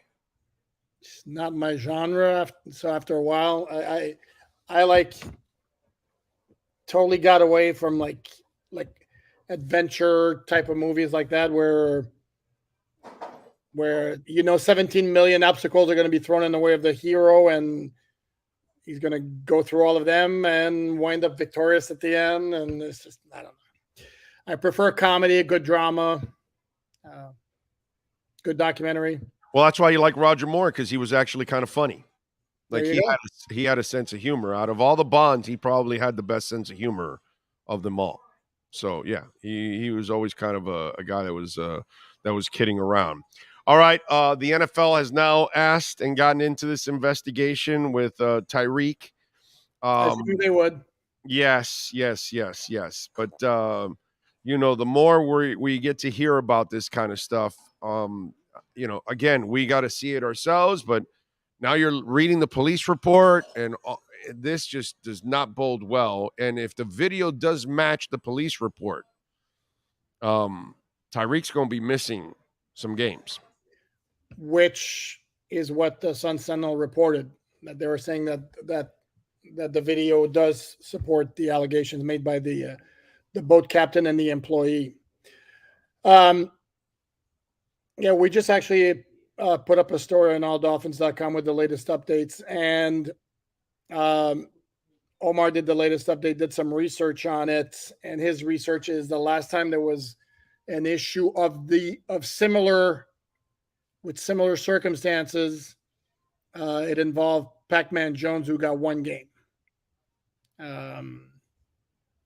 So if that's the fact, and Pac-Man Jones was also a guy who at the time had prior issues, prior run-ins. 9 arrests with in the his law. career. Correct, with the law. So I still have a hard time this is based purely speculation. Right, that's all we can do right now. On what's been reported, that I kind of be surprised if it was a suspension of any major length. I think he gets a game. Okay. I think he's out for the Chargers game. That's my prediction. Is that from what I'm seeing, if this is true, if the video matches, and he did smack the guy and he offered him $200, and if the guy did have to go run into the office to protect himself, it's just once people see the optics, the video of it, the NFL is going to have to. It's kind of like the Ray Rice thing. Remember, they first did 2 games. Nobody had seen the video. And then once you saw the video, it was, and so obviously this video is not going to be like Ray Rice's, correct. But there is going to be a video of some kind of an assault. And so once that happens, all bets are off, and then the optics take over, and then the NFL is going to have to respond to the optics. So I just kind of feel like if this is true, he's definitely gone for at least the Chargers game. That's what I think. No, that's one would think. Playing the speculation game, yeah. If he, again, based on what we're hearing, if you got to wait without any suspension, yeah, a little dicey there.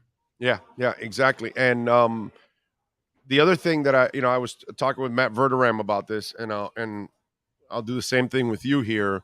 He obviously has got to show better judgment, but he now brought this problem onto everyone else on the team, because your job now is to ask Mike McDaniel about it.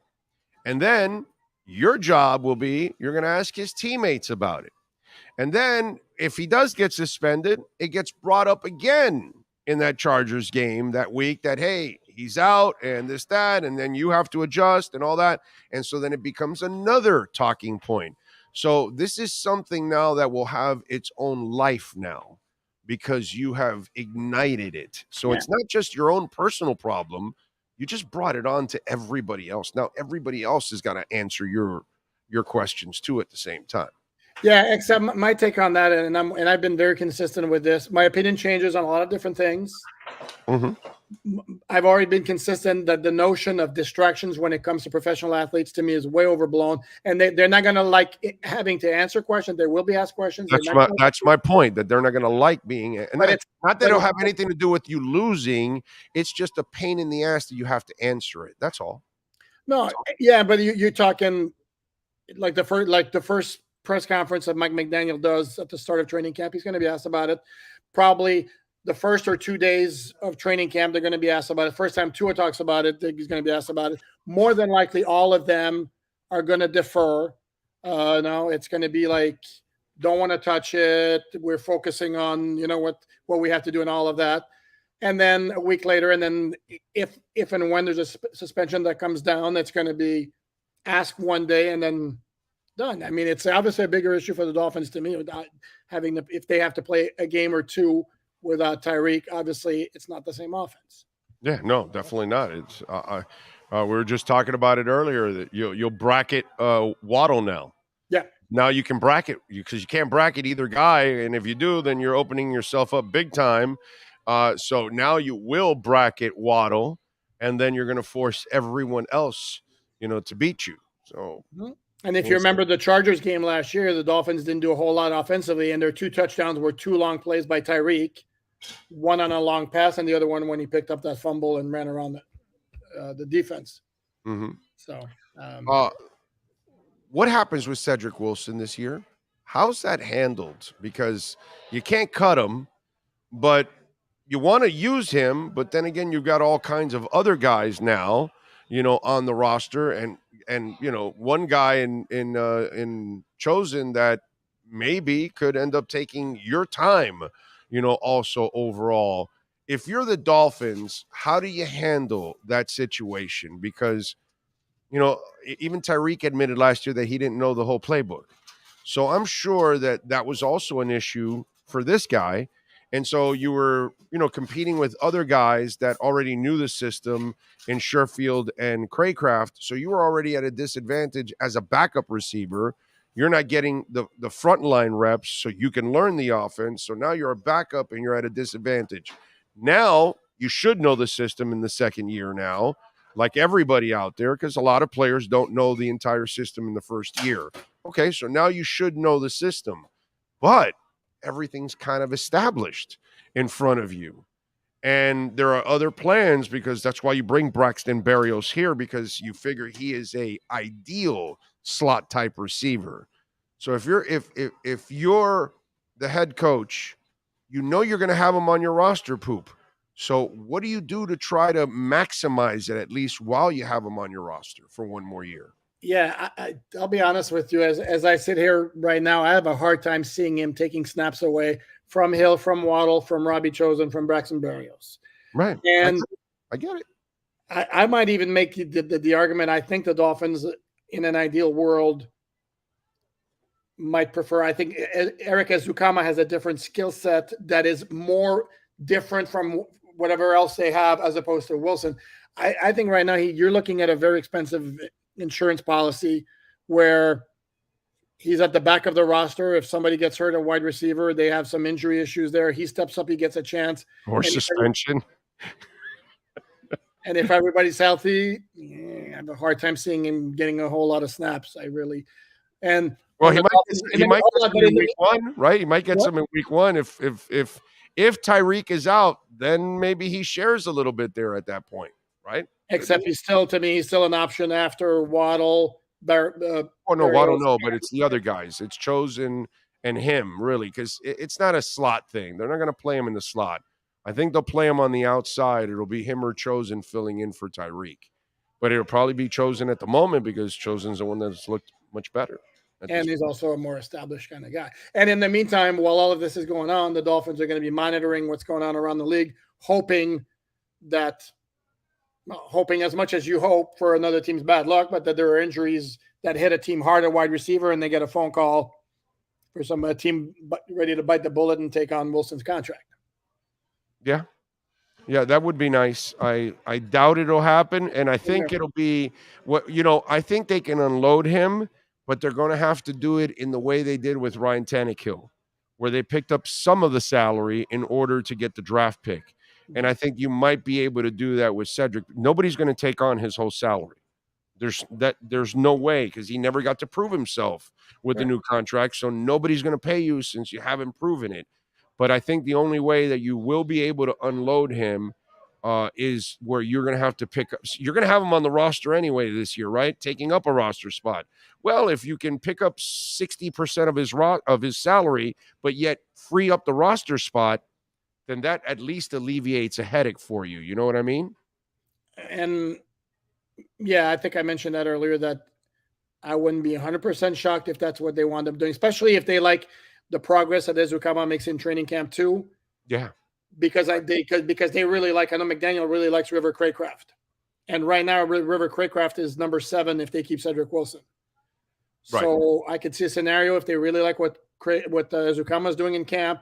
They're like, okay, we'll bite the bullet, eat some of the money from Wilson's salary, and get a late round draft pick in return. Not only that, here's the sad part, and it's not Cedric's fault because of everything that worked out after he signed, but now he becomes a detriment to your team. Because if you do like what Ezukanma is doing and you're really comfortable with Craycraft and all of that, if you have to keep Cedric, you might be forced to let go of a receiver that you like. Correct. You know what I mean? Mm-hmm. And so now and plus Cedric has no future with you. So you'd rather go with the younger guy that you still have under contract and you control to be one of your backups instead of you paying a high salary for a guy that's not even going to play pretty much. You know, it's kind of crazy. And he doesn't excel on special teams. Although the one great punt return in Buffalo. Yeah. That was clutch. That was like a 50-yard return, I think, right? Was it on the nose, 50 yards. Yeah, man. So, yeah. No, and it could be also that the Dolphins are going to let training camp play out, see where they are with their own status at wide receiver in terms of injuries, because you know injuries can happen to another team. It can happen to the Dolphins too, where by necessity he'll have a spot on the roster. The one good thing with Cedric Wilson is he's a good dude. Even if he winds up on the team not having a role, which was kind of the case last year, you didn't hear a peep from him. No, he's a classy dude. Yeah, he handled it very well. Problems, and that's not always the case, especially for somebody that you went out and got as a free agent and then got here, and all of a sudden, 2 weeks later you got Tyreek Hill, and that completely shattered his whole. Look at the Heat during the season with Dwayne Dedman. He throws that massage gun out on the court. He's pissed, and then they had to get rid of him, and they had to even use a second round pick so somebody would take the player and the salary off their hands, and the problem too at the same time. Poop, they just took a shot at you. Karoon says Canadian bonds would be screwed if he has to put out a forest fire. That's just wrong, Poop. Yeah. Wow. What's wrong with your people, bro? They don't know how to put out fires. What's going on there, bro? I don't know. Oh, you guys are using liquor. That's not it. By the way, Poop, you guys can't be putting out fires with liquor. With beer, with Canadian beer. Bro. What kind of hosers are you trying to use beer to put out the fire, bro? Come on. Bad ones, apparently. And you're talking to one of the few Canadian male adults who doesn't like beer. So. Yeah, that's true. That's true. That's Canadian. That is Molson. The Molson family's kind of pissed at you, aren't they? Like, you're not really representing Canada the right way. I should almost take off the hat, actually. Yeah, I mean, you're not into beer. That's very un-Canadian. Are you allowed to even be a citizen if you don't drink beer in that country?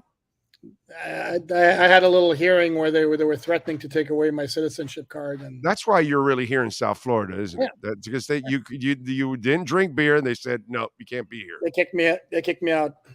You can't be here if you don't drink beer. There you go. Yeah, that's what ended up happening. The Dalvin Cook situation. I mean, we talk about it all the time, but it just we're getting closer and closer to him signing with the Dolphins, right? Because nobody else is offering him any big money. So he's going to take that team-friendly deal from the Dolphins, right? Is that what your gut tells you? Yeah, but not in June. Not the first week of July. I still say he signs right before training camp or right after the start of training camp. Once he assesses the situation, the offers he's gotten, the offers he's not gotten, and all things being equal, he signs with the Dolphins. Okay. Do we know anything about the Dolphins and how they're handling the gambling situation that's gone on in the NFL. We got our guy from the Colts betting that his teammate, props in rushing, and he's making some money. So obviously you can't bet on the NFL, and you can't bet on other teams in of course NFL facilities or other sports in NFL facilities. So what are the Dolphins doing to make sure nobody does stupid shit like that in the building? Well, I think they're done now, but once the offseason program is over, they still have the rookie orientation. This is why you see like some social media posts from the Dolphins of like their rookies doing some camps with kids and all that. It's all part of the rookie orientation program. This is basically a welcome to the NFL life with all sorts of lessons about, becoming an NFL player. And I am sure the Dolphins drilled big time into those rookies everything they needed to know about the gambling policies around the NFL. One would hope they did the same thing with all of their players when they were there for minicamp, especially since that started coming up.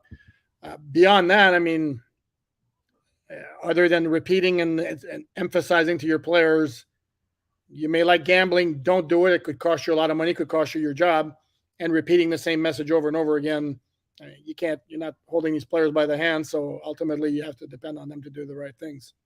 Devontae Parker. Are you surprised that the New England Patriots re-signed Parker to a multi-year deal, extending him and giving him, what is it, like $14 million guaranteed for the 3-year deal? That's a lot of money.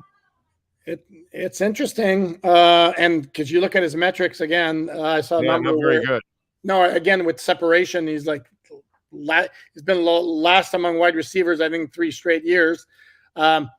But he can make catches, contested catches. And if you look, that New England wide receiver core was so bad last year.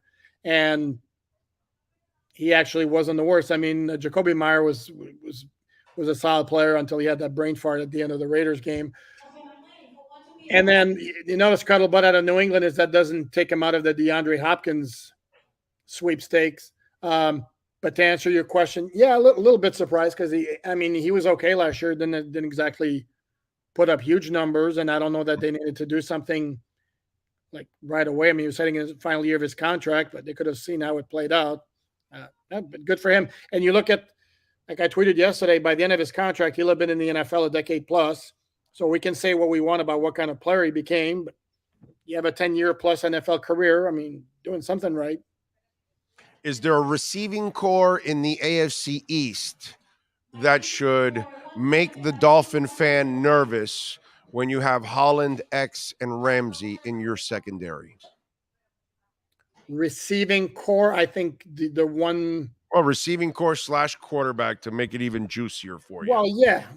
The Bills have the potential of having a great passing game. I think the addition of... one receiver. But now they have 2 tight ends who can do some damage. If you remember what the Patriots used to do with Hernandez and Gronk, they got Dawson Knox and Dalton Kincaid, which changes the dynamics, and it makes for a lot easier throws for Josh Allen, who doesn't have to chuck it as much as he did last year. They're dangerous. Gabriel Davis was supposed to be a breakout star last year. It didn't happen at all. He had some drops. Well, if you remember at the end of but what I'm saying, you're totally right about what you're saying. Is I went like this because we got X and Ramsey on the outsides. Gabe Davis doesn't scare me when if you have a healthy X and Ramsey's fine, I'm not worried. I'll give Stephon Diggs his respect, but Gabe Davis is not a guy I'm really worried about with those elite corners out there. If you have some of the young corners that they have backing up, okay, then I might be a little concerned. But with those 2 elite corners, bro, man. If you match him up man on man, I'll give you that one because Gabriel Davis doesn't have the route running ability. Diggs is going to win some battles against. No, Diggs is the shit. No, I'm not. He's a petulant little kid. Obviously, he's he needs to be coddled like crazy. He can play, bro. He can play. He can play. But I think the 2 tight ends now, it's a whole new set of problems there. And the Jets have really good wide receivers. I'm trying to think who their tight end is now. I don't even know who their tight end. Their tight end's decent, not like this scary player, but he's decent. He's a serviceable player. I'm brain farting on his name now, but he's a decent player. He's not bad. Do they have Ozuma? Is that CJ Yeah, Ozuma? Is that what it is? Yeah, they do have good wide receivers, and they're trying to get Corey Davis. They want to get Corey Davis to take a pay cut, apparently. Sounds familiar. Yeah, and that could be. Corey Davis has been, since he got to Tennessee, since he got drafted, he's never really reached that potential that everybody talks about. He's never really reached the pinnacle of his physical abilities, because I won't deny it. I've watched the kid. There's no doubt he is blessed with ability, but he has really yet to put it together on a consistent basis to get some of the respect that they give him that he really hasn't earned. That's just me. No, and I agree with you. He's like, right? he's like, if you look at him and he's like, man, he's a solid wide receiver, but right. Dude was like the 6th overall pick. And then AJ Brown comes into Tennessee, and immediately you look at AJ Brown, it's like, oh, that dude can play. And then that's a beast. Yeah, you never had that with Corey Davis, but if he's your 3rd or 4th guy, that's pretty good as a 3rd or 4th guy. Yeah. I'm not sure if any receiving core really scares the hell out of me. And then I'll continue to ask you every week as time goes on, Dalvin Cook becomes more a Miami Dolphin, right? I mean, that's just the way it looks to me. That nobody's offering him any money. He's not going to get any great offers out there. Miami's offer is going to be a team-friendly one, but I don't think much of a difference is going to be out there, and he's going to take the no state taxes and the hometown team, and he'll take the 1-year deal. I think it's almost a done deal pretty much at this point.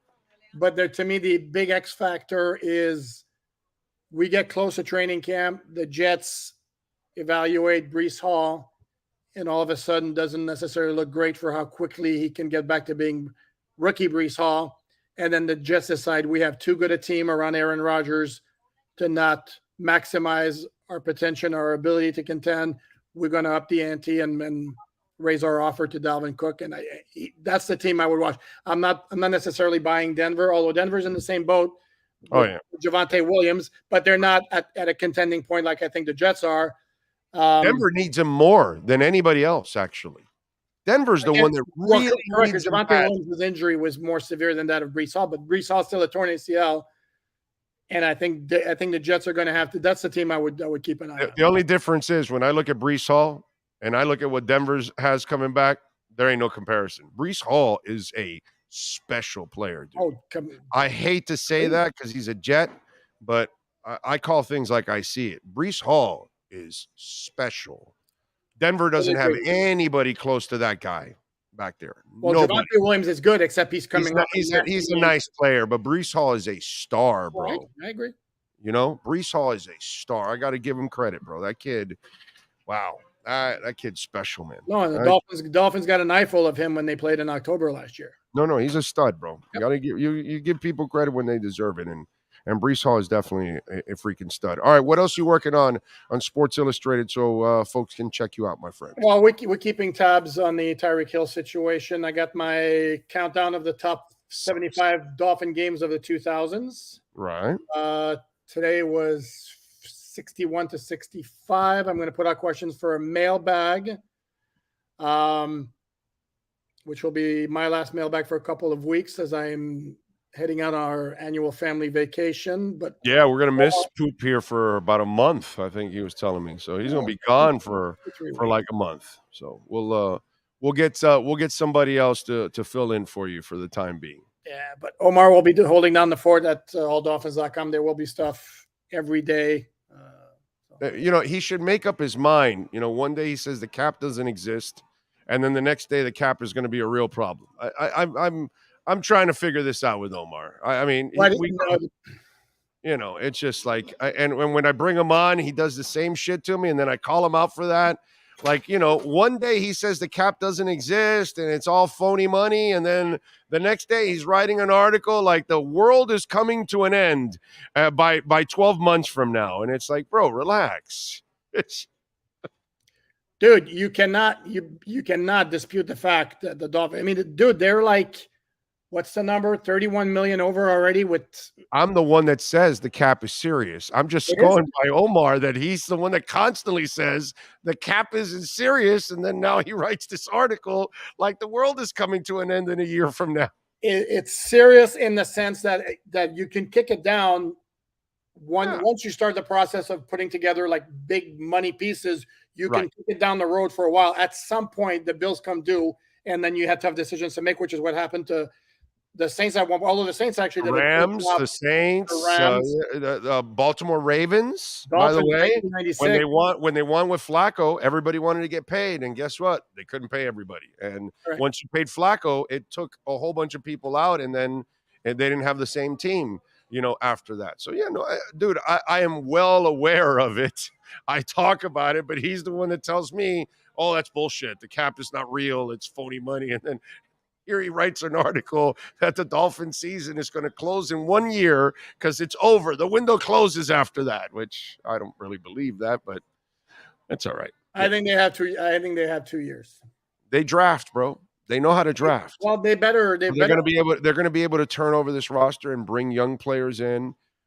There's something that I'm going to be working on over the weekend for Dolphin fans that it's already in the works and people don't realize it. But tease it.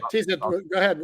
That's the end of the tease? That's the end of the tease. They're already working on something for the future, and you don't even talk about it. Nobody sees it. Nobody really acknowledges it because you're all lost and you're all drunk in the present like we should be. But I think the front office, while they're working on the present, they're also working on the future too. And that's something that I want to talk about over the weekend. So that will drop over the weekend. It won't be on this show. Okay. So, yes. Okay. So there you go. All right, bro. Have a fantastic weekend. Appreciate you. By the way, the Cure was awesome the last 2 nights. I don't know if you're a big Cure guy or you like the Cure. You do?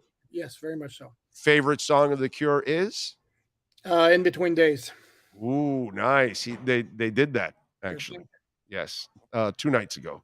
They did In Between Days. So, yes. There you go. All right. Good stuff, brother. Appreciate you. Have a great weekend. We'll catch up next week. Right now, you're here next week, right? I'm done. Oh, next week you're out? I'm out. Okay. All right. So next week you're gone. All right. So we'll see you in a month. Be safe. Good. All right, brother. Appreciate you. Have a good one. There you go. The one and only Alan Poupart, baby. Getting it done with our EJDconstruction.com Miami Dolphins report. You've been listening to the EJDconstruction.com Miami Dolphins report with Sports Illustrated's Alan Poupart. For additions, home remodeling, and custom work, call Eric at 305-433-4843. EJDconstruction.com is your custom home builder and general contractor you can trust. 305-433-4843.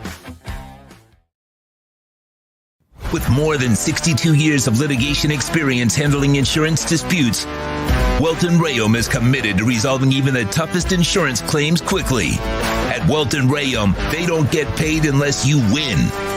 They handle complex personal injury claims caused by the fault of another in both state and federal courts.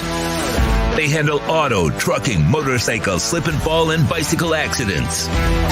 Call 954-966-4646. That's 954-966-4646. Welton Rayom can help. For over 16 years, EJDconstruction.com has provided South Florida residents quality craftsmanship, accurate project management, and exceptional service. That's why EJDconstruction.com is an A-rated member of Angie's List and the Better Business Bureau. When you're looking for the right custom home builder for additions or home remodeling, please call my friend Eric at 305-433-4843. That's 305-433-4843 for EJDconstruction.com.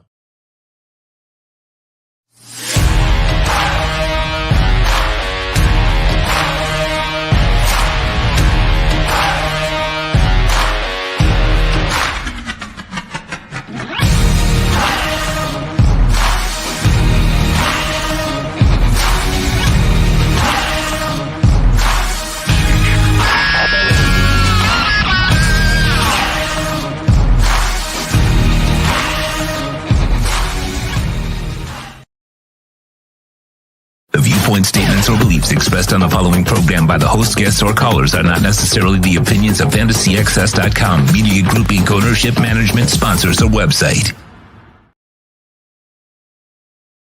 When it comes to South Florida sports teams, very few in the media have witnessed, lived, and covered it like the Big O.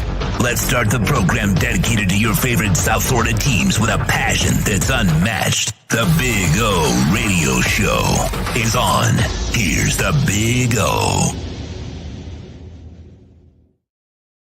Right, hour number 3 of the program. Thank you all for tuning in, and we are coming to you live from beautiful Hialeah Park, where they've got the loosest slots in all of the state. We're in the beautiful second floor poker room. The lovely ladies will bring you drinks, will bring you food. You've got all the TVs going on, baseball games going on. You can watch them, horse races all across the country. We've got the Champions Simulcast Center. You can bet on tracks all across the country. They got great food down here, so you can enjoy it. So many different things out here. So entertain out here at Hialeah Park. And again, I want to pack this place up here. We got a ton of tables and chairs. If you guys come on out here and make it an event every week, I'm going to start bringing some prizes. So if you are available on Thursday afternoons, come on out here, man. Let's make it a thing. I would love to do that. And who knows, you might walk away with some prizes. So there you go. Brett goes, keep it 100. Out all of your reporters on your platform. Who do you believe aligns closest to your current views and the future of the Fins? It's not a matter of outing. It's just funny that Omar, tells you all the time the cap doesn't matter, and then he writes an article about how serious the cap issues are for the Dolphins. And I don't think it's that serious, by the way. I think a lot of that stuff can be maneuvered for the next couple of years. I don't think that Tua's contract will kick in for 2 more years anyway. So you're going to buy yourself some time. I'm not as worried. I think we have one of the 3 best front offices in the NFL. I think they're going to continue to draft and draft well like they've been doing lately. So you're going to lose some guys. You're going to keep some guys. You're going to get compensatory picks, and then you're going to continue to reload. And I'm gonna drop something over the weekend, and I think it's stuff that like the average fan would never think of. And the hardcore fan is going to love talking about this, right? So I will share that with you over the weekend on the Dolphins. You got news for us? What do you got? What's going on in the world of deportes? Breaking news. That's our news. Okay. Apparently, James Harden, he's going to pick up that $35.6 million option and begin to work with the 76ers in exploring trade scenarios. Sign and trade, huh? Then Woj comes on and says Clippers and Knicks are expected to be among the teams that'll engage with the Sixers on a potential James Harden trade. Wow. Okay, so first of all, the Clippers have a couple of players that are not dependable, okay, because they're always injured. They're 2 stars, Paul George and Kawhi. And then we got the Knicks. I got to tell you something. I am rooting for the Knicks to get James Harden. That is awesome. Can you imagine watching James Harden choke in New York like he's choked everywhere else? Oh, man, the media and the fans, they're going to have a field day. And you're looking for another star to add to that team, and you're going to add a choking guy like James Harden? My God, the Knicks. I got to tell you, it's that's so Knicks right there. But at the same time, I saw somebody put that Danilo Gallinari could be on the radar for the Heat, and I'm like, oh no, please don't. So Riley does some of those stupid things too, like the Kyle Lowry thing, and so he was in love with Kyle Lowry for so many years. Finally, they acquired him. And they've been in love with Danilo Gallinari. He's been linked to them so many times. Let's acquire him now. Sign him up. When he's completely injury riddled and never plays. Although I if they do sign him, boy, not going to be a fun show. I'll be ripping the Heat for signing that bum. Yeah. You know what's funny about a lot of this is, where do the Knicks rank on the aprons? Like, because we know the Heat because we keep up with them. Yeah. But they've got Julius Randle, right? Oh, they got money. Yeah. Did they have money? But didn't they sign 2 of their guys already to max deals? But the one thing that I will say, that guy doesn't care. That guy will pay. For that, He'll pay for anything. He's stupid. He doesn't care. Oh man, like, you know what I mean? that's just like- This is where, like, sometimes I can get pissed at the Heat to be frugal, but then there are moments where, like the Bradley Beal, like, I'm glad you were Yeah. frugal. yeah. I think that was smart. And because you're already across the first apron, right? You can't go sign Strus and Gabe, because then you're going to go over the second apron. And as much as I want to see Strus back, Gabe is more important because he's a point guard. But again, I can almost see why you don't want to sign both, because then it takes you completely out. It takes away the exemptions. You're already losing one of the exemptions because you're across the first apron. And now the second one, as I've learned all these new rules, is a pain in the ass, dude. It doesn't allow. This is why I said that the difficult thing to do for the Heat this year is, and I know it might be something that might be boring to people out there, but you bring back what you can and then tear the scab off and stay patient and wait for this damn Lowry and Oladipo contracts to expire at the end of the year. If you can unload them, if you can unload them by the trading deadline, fantastic. But if you can't unload them, then don't make another stupid move. Get rid of those salaries. And hopefully Duncan will build on what he did this year into next year, and then you can move Duncan to somebody. And then all of a sudden you've unloaded a ton of bad salaries. And now you start to gain flexibility again. Now we're talking. You know what I'm saying? But yeah, this is a really difficult situation, overall. Let's see. Did you say that Omar is on? No, Omar. Yeah, Omar is on the beat. Yeah, he's with the SI, not on the platform, but on the beat. Strafasi says, besides X, who do you think will be a cap casualty next year? Well, Sed is definitely one of them. Agba will be another one. Sed, Agba. Raekwon. Depends on what he does this year, because they're not going to give him a new contract. So they got to wait till the end of the year, and then they'll decide. And, he might put you in a position where you have to cut him and you have no choice. Who else? Noah for sure. That expired. Noah will be gone at the end of training camp. So that won't be next year. He'll be gone before that. Trying to think of who else.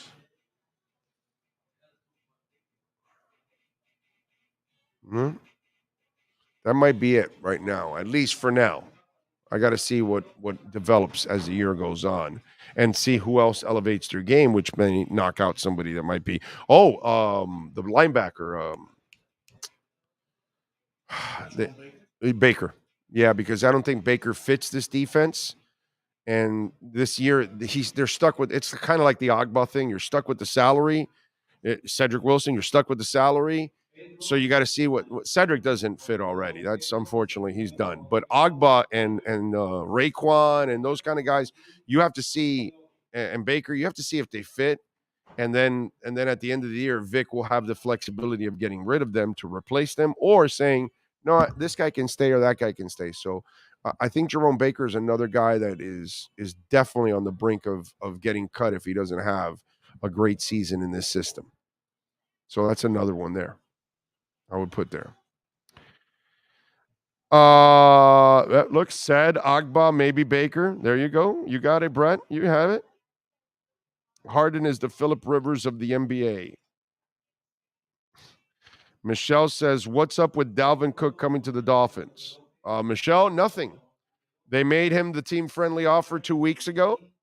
And obviously, he wants way more money, and he's looking for it, and he's waiting.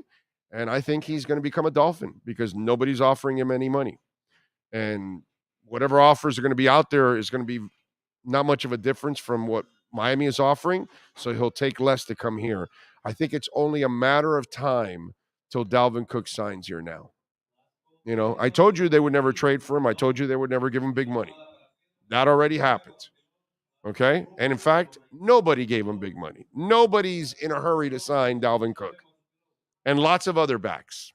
It's not just the Dalvin thing. Nobody's in a hurry. Nobody really is saying, oh, my God, we need to have Dalvin Cook. Not one team is saying that. 31 teams have told Dalvin Cook, we have no hurry whatsoever to add you. We don't need you. The Dolphins offered a team-friendly salary because you're a luxury. That's the way they look at it. Not a necessity, a luxury. Nobody considers Dalvin Cook a necessity. When you're a necessity, they sign you right away. So this bodes well for the Dolphins, I think, big time. And all that guy's done is give signals that he wants to play in Miami. So he's been terrible about that as it is. It's just, unfortunately, the reality has hit him in the face. I'm a running back, and we're not respected. And now he's learning that the hard way. Because, remember when that thing started? No, I want to go somewhere where they want me, where I can get the major carries. I can be the difference maker for a Super Bowl. Not one team is looking at Dalvin Cook like you're the guy that's going to take us to Super Bowl. Not one team. That's why he's sitting out there. Told you. Baker should go run. He probably will. I don't think he fits this scheme. You know what I mean? But he does have a lot of athleticism, so maybe it works. We'll see. Maybe we're wrong. If you can carry some of the salary, is said trade? Yes, that's what I was telling you, that you're going to have to do what you did with Tannehill. You let's say I think they pay him $6 million, so the Dolphins will pick up 3, maybe 4, and then they give you some kind of a late round pick for it, a 5th rounder or something like that, and then they get their receiver at a really cheap price. Miami gets a draft pick out of it. They open up a roster spot for some of their other receivers that they like, and they get an extra draft pick too at the same time. So it's a win-win for everybody. And then the team doesn't really trade for a guy with a high salary or doesn't give up a high pick either. So it's a win for them at the same time. And for Miami, you just want to get rid of the roster spot / some salary. And that would make a lot of sense for them. And they don't have to pay the signing bonus because Miami already paid the signing bonus. All of those things are positives all around. So you move on. Can't lie. Harden is a perfect brand for New York. The beard sells. The choking would be just absolutely beautiful in New York. Just absolutely beautiful. It's a matter of time. The Finns have a 2-year window to make this happen. I would say that about right. Yeah. We got something else happening? No, I didn't. Oh, he wasn't? So you guys gave me bad info. Roger Moore wasn't married to Maud Adams. Christina what? Over the last year, I'd rather enjoy making documentaries for a company called Personal Spouse Christina Kiki Thorstrup. Birth name Roger George Moore. I don't know what am I reading there. So he was not married to Maud Adams. Okay. Thank you, Gus 1388.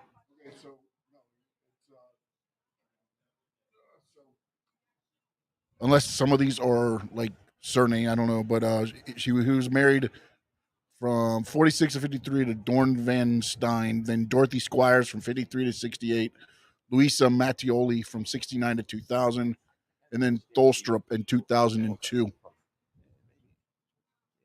Come back in half hour maybe. But okay, I got you. You got a couple minutes. I got you. Go ahead. Right, go ahead, Lucius Slots.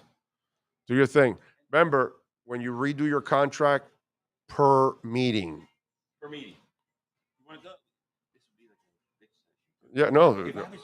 Per meeting, and then that way. Yeah, exactly.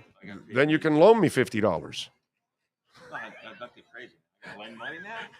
No, although that was my career. Steve Calabro coming by, cracking the whip. He's headed to another meeting.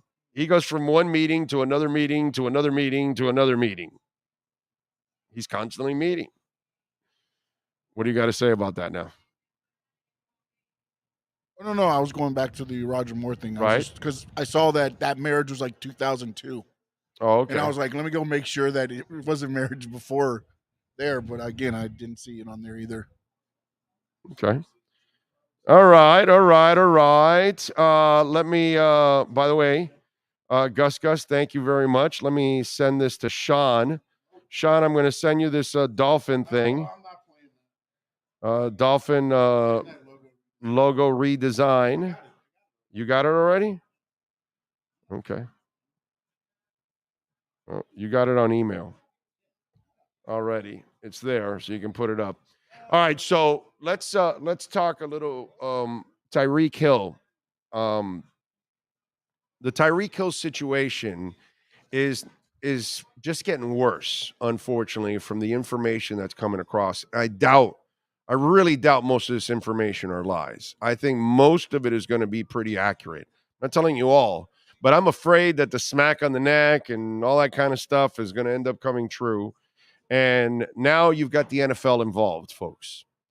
And this is not what we wanted to hear as Dolphins fans, because suspension, I think, is looming. After they investigate all of this, we'll find out.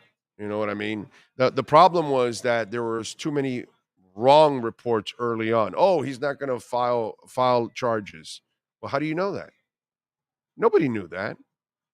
What was it? Drew said it to somebody? Oh, yeah, no, it's over. He's not going to file charges. What happened? Because the guy disappeared. Nobody's talked to him. The guy hasn't let out the video or anything. Now that the NFL gets it, we'll see if it becomes public, property, and then if finally somebody gets a hold of it. But what happens here is now it becomes a disease. Okay? Now this is something that will affect Tyreek Hill while he's here in Miami now.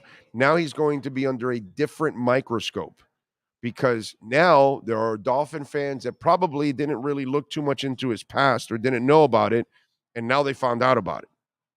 So now they're going to think differently, and then they're going to say, uh-oh, he lost his cool again, and can this guy actually be mature? Or is it always a game with him on everything? And so it's great when you're playing football and you're trying to make plays and you're scoring touchdowns and you're at your store and you're having fun with kids and you're at an event or something. All of that is fantastic, Tyreek. But part of your job is also to represent the Dolphins, represent yourself, represent your fan base the right way. And this is, you have to be way above this. You're just not a normal athlete. You're a star on the team. So you're one of the guys that's front and center all the time. You got to set the right example, dude. And losing your cool and hitting a 57-year-old man and then telling them, hey, you know who I am? And then you insult the guy by, oh, here's $200 so you can shut up. So if any of this is true, or all of it is true, it's guaranteed suspension because of his track record. I don't think a long one. I think it's only going to be one game, to be quite honest, but I think a suspension is coming, unfortunately. But he has to understand that it's more than just that one incident. Now it festers for a couple of months. And if you're going to get suspended, now the story lives all the way up to that suspension. And if you lose that game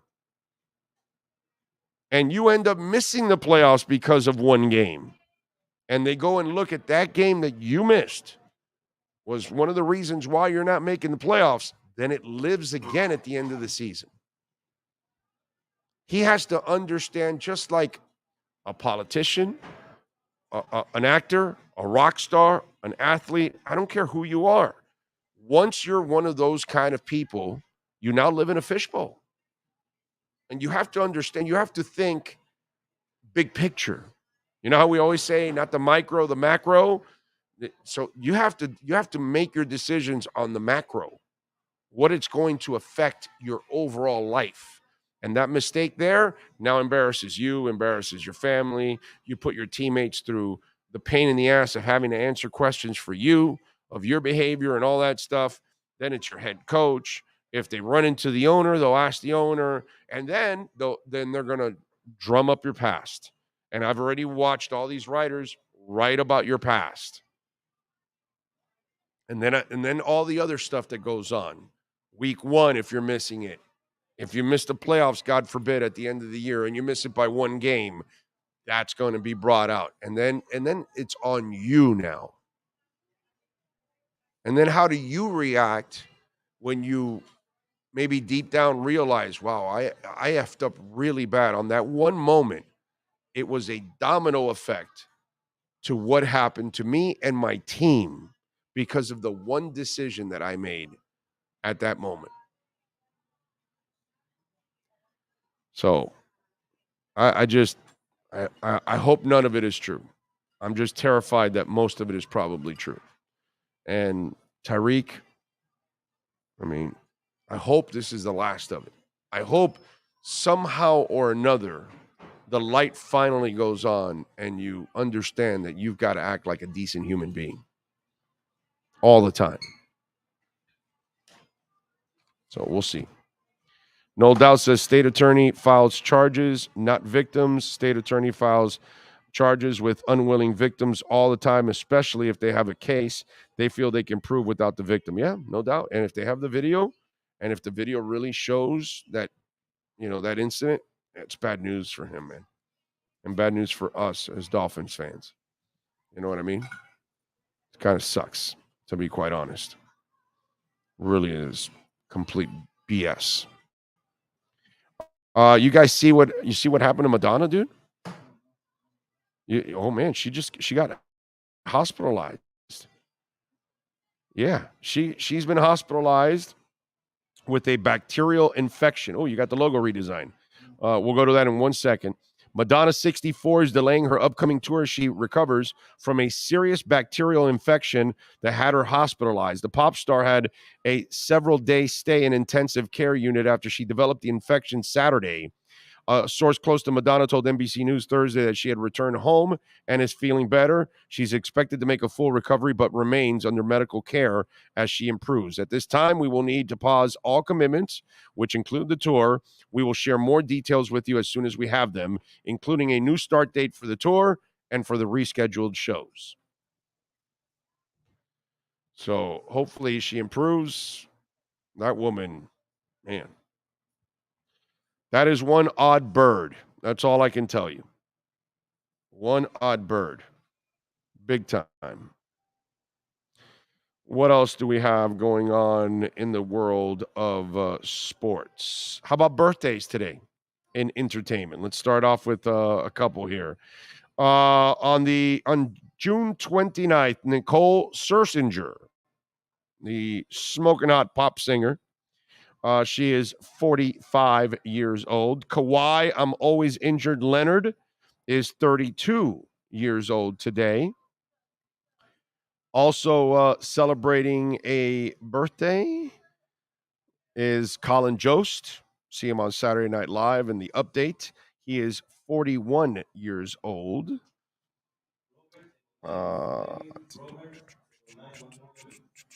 Michael Porter Jr., the world champion of the Denver Nuggets, is 25 years old.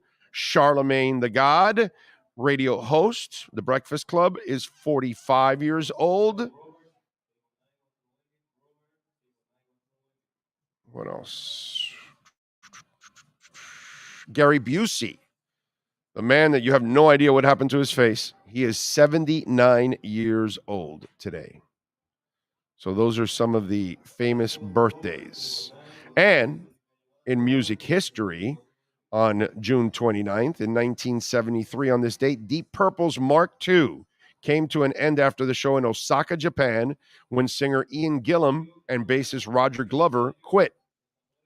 Then Glover went on to join Rainbow, right?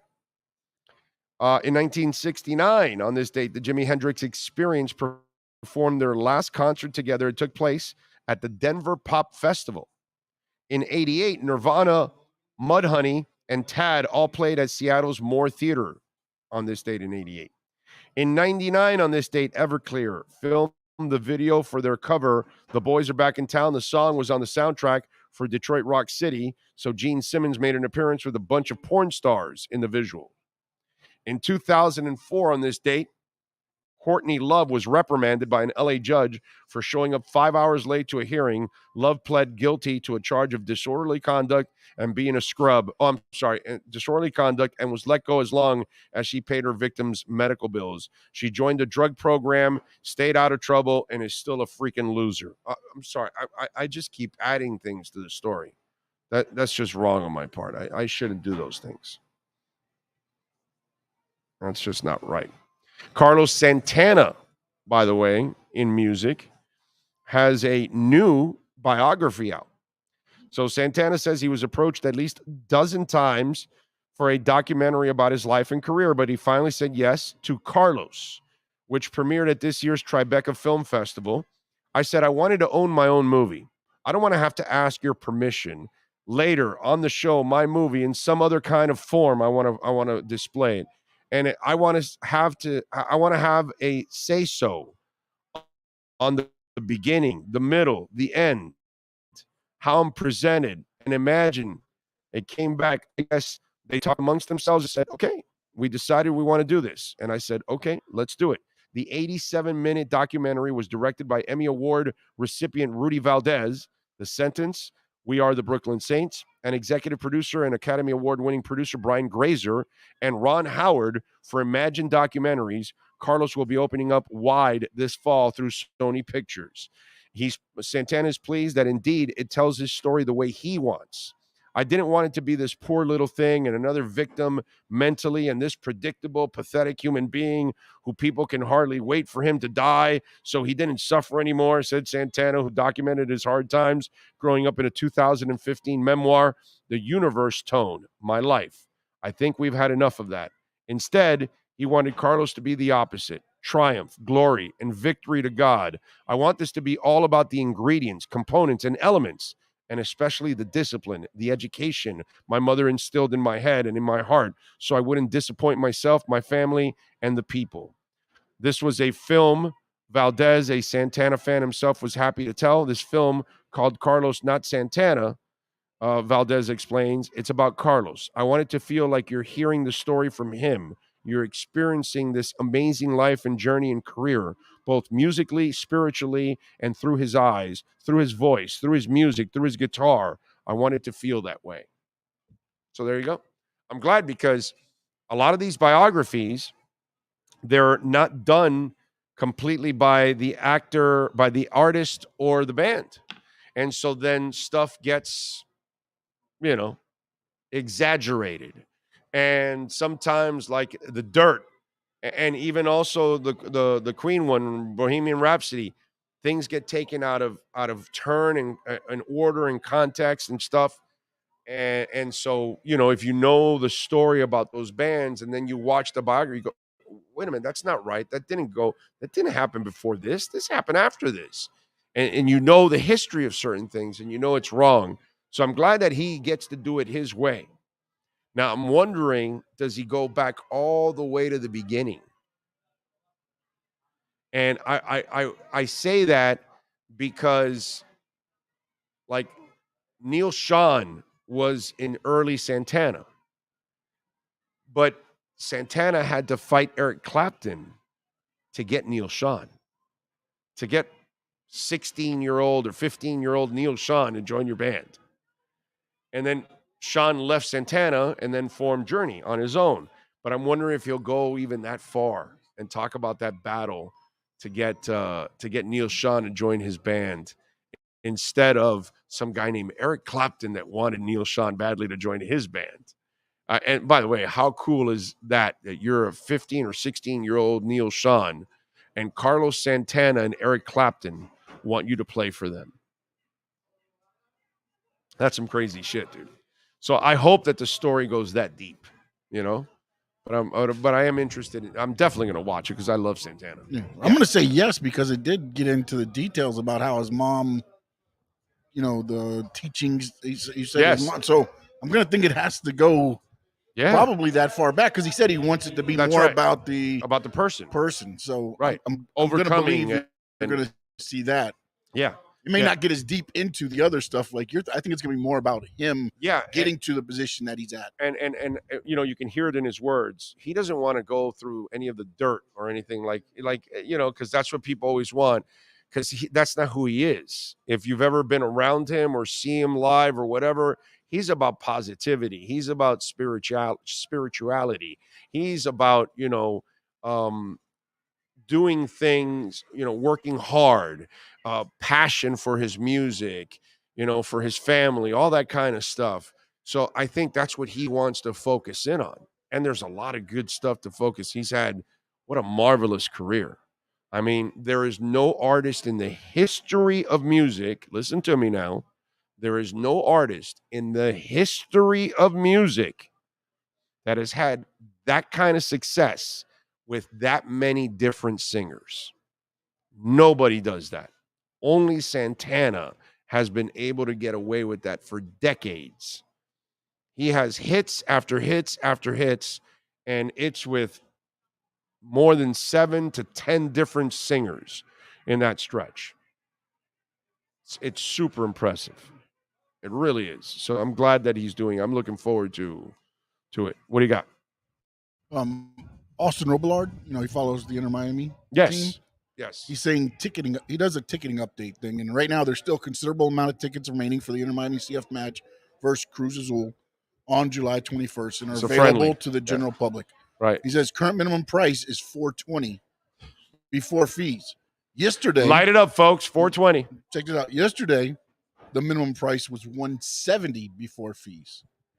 Wow. And somebody mentioned in there that I don't think Messi's technically signed yet. He said it, and he's done everything else. Yeah, he hasn't signed the contract yet. So as him. it's going closer and closer, I believe, to the contract signing, the price is going up. But then also somebody said they're releasing certain tickets in certain areas. And as time, less and less become available, prices are going up. And they haven't even put in the 3,200 seats that they're adding yet. Those won't get added till closer to the 721. And those look to be, on those corners, those could be pretty good seats. Of course. Because you'll be able to see the whole pitch. Yeah, man.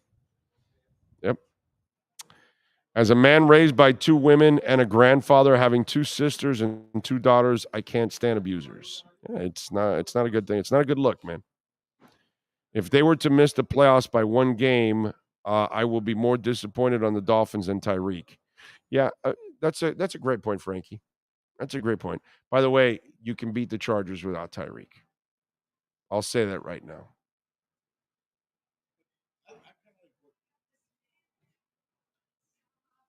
And I don't know. I don't think this is going to happen because I don't think the Bills are that good. Mm-hmm. But, and again, you're saying we couldn't beat the Chargers. I believe that. Yeah. But if it is that one loss that keeps you're 11-5 now instead of 12-4 Buffalo, and now you went from the 2nd seed to, as he said, the 6th seed. That changes a lot, man. Just one loss can really, And in football, one loss. You and Matt were discussing, and it's like I started thinking about, like, man, yeah, it's not just the, How many times does one loss affect your entire season? In football, it does all the damn time. Yeah, Madonna looks just weird nowadays. She is weird. That's all. I don't wish anything bad on her, but man, she is a weird-looking character now. Gary Busey did a good job starring as Buddy Holly. Yeah, you remember that? Years ago. Yeah. Big O, do you think the Heat's focus can shift to Embiid now that Harden wants out? No, that's not going to happen, bro. They're not getting that. Don't start. Bradster, that's silly stuff. Yeah, don't even think about that, bro. That's not ever going to happen right now. Yeah, no. Oh, just wondering if there are any cool Cure rock documentary films that you recommend. There's a major influence on one of my favorite bands. Just go to YouTube and put the Cure documentary, and then stuff will come out. I don't know if I remember seeing one years ago, but YouTube is the best, Brian. Go to YouTube and just put whatever band you love, and then put the word documentary after it, and usually stuff will come up. People will make them. Other people, maybe not official show, but it might be somebody that's a huge fan that makes one and does a really good job with it. You know what I mean? So I've seen that on YouTube. Hot take, Dolphins will have more wins than Inter Miami by the time the MLS season is over. Wow. Yeah, that's bad. That's bad. All right, bring up the logo video there. Let's show, because Brett is dying to see it and show it to folks, because this is a good idea. Redesign. We all know that they need to redesign the damn new logo. The new logo. The new logo sucks. It's terrible look for the Dolphins. They need to kind of change this thing up and get rid of that stupid whale. So this young lady put out a video. Tired, man. I'm tired. I got to admit, I'm tired. Here we go. Logo redesign. Fire away, sir. I'm staying. This the type of town I can spend a few days in Miami, the city that keeps.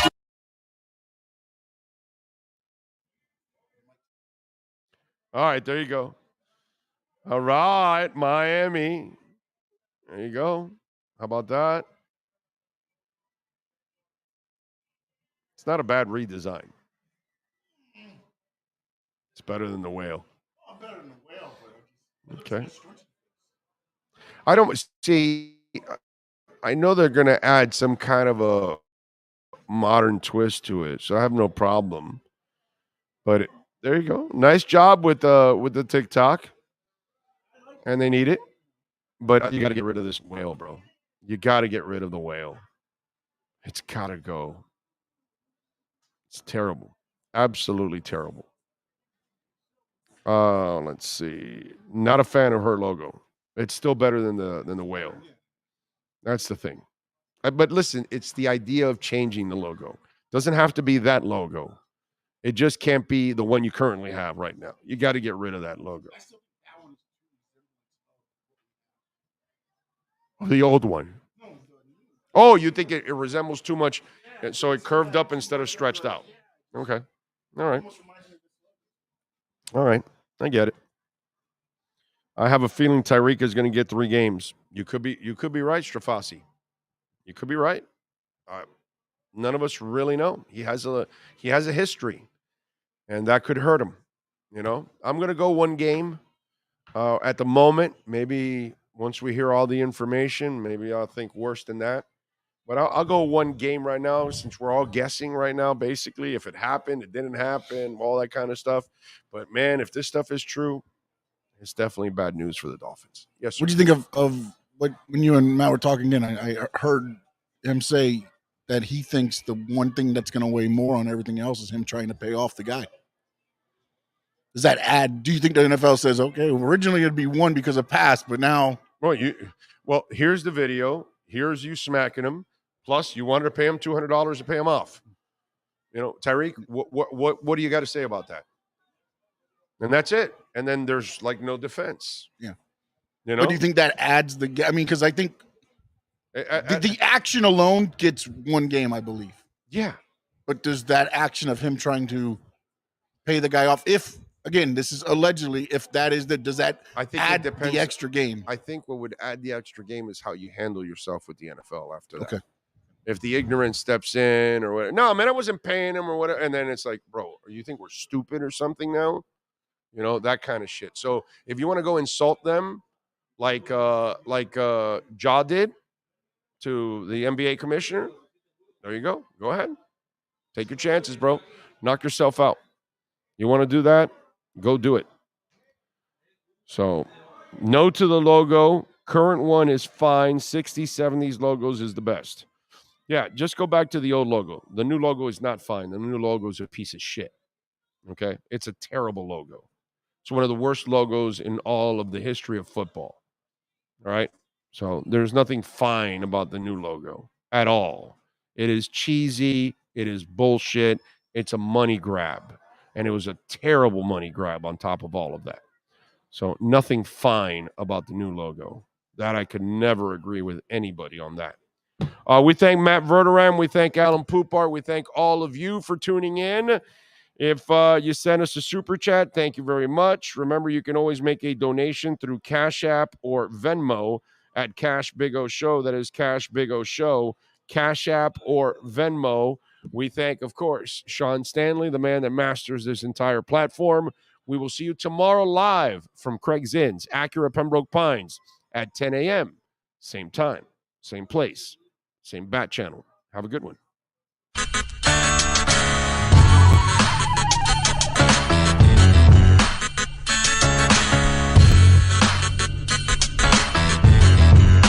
This is the Big O Show.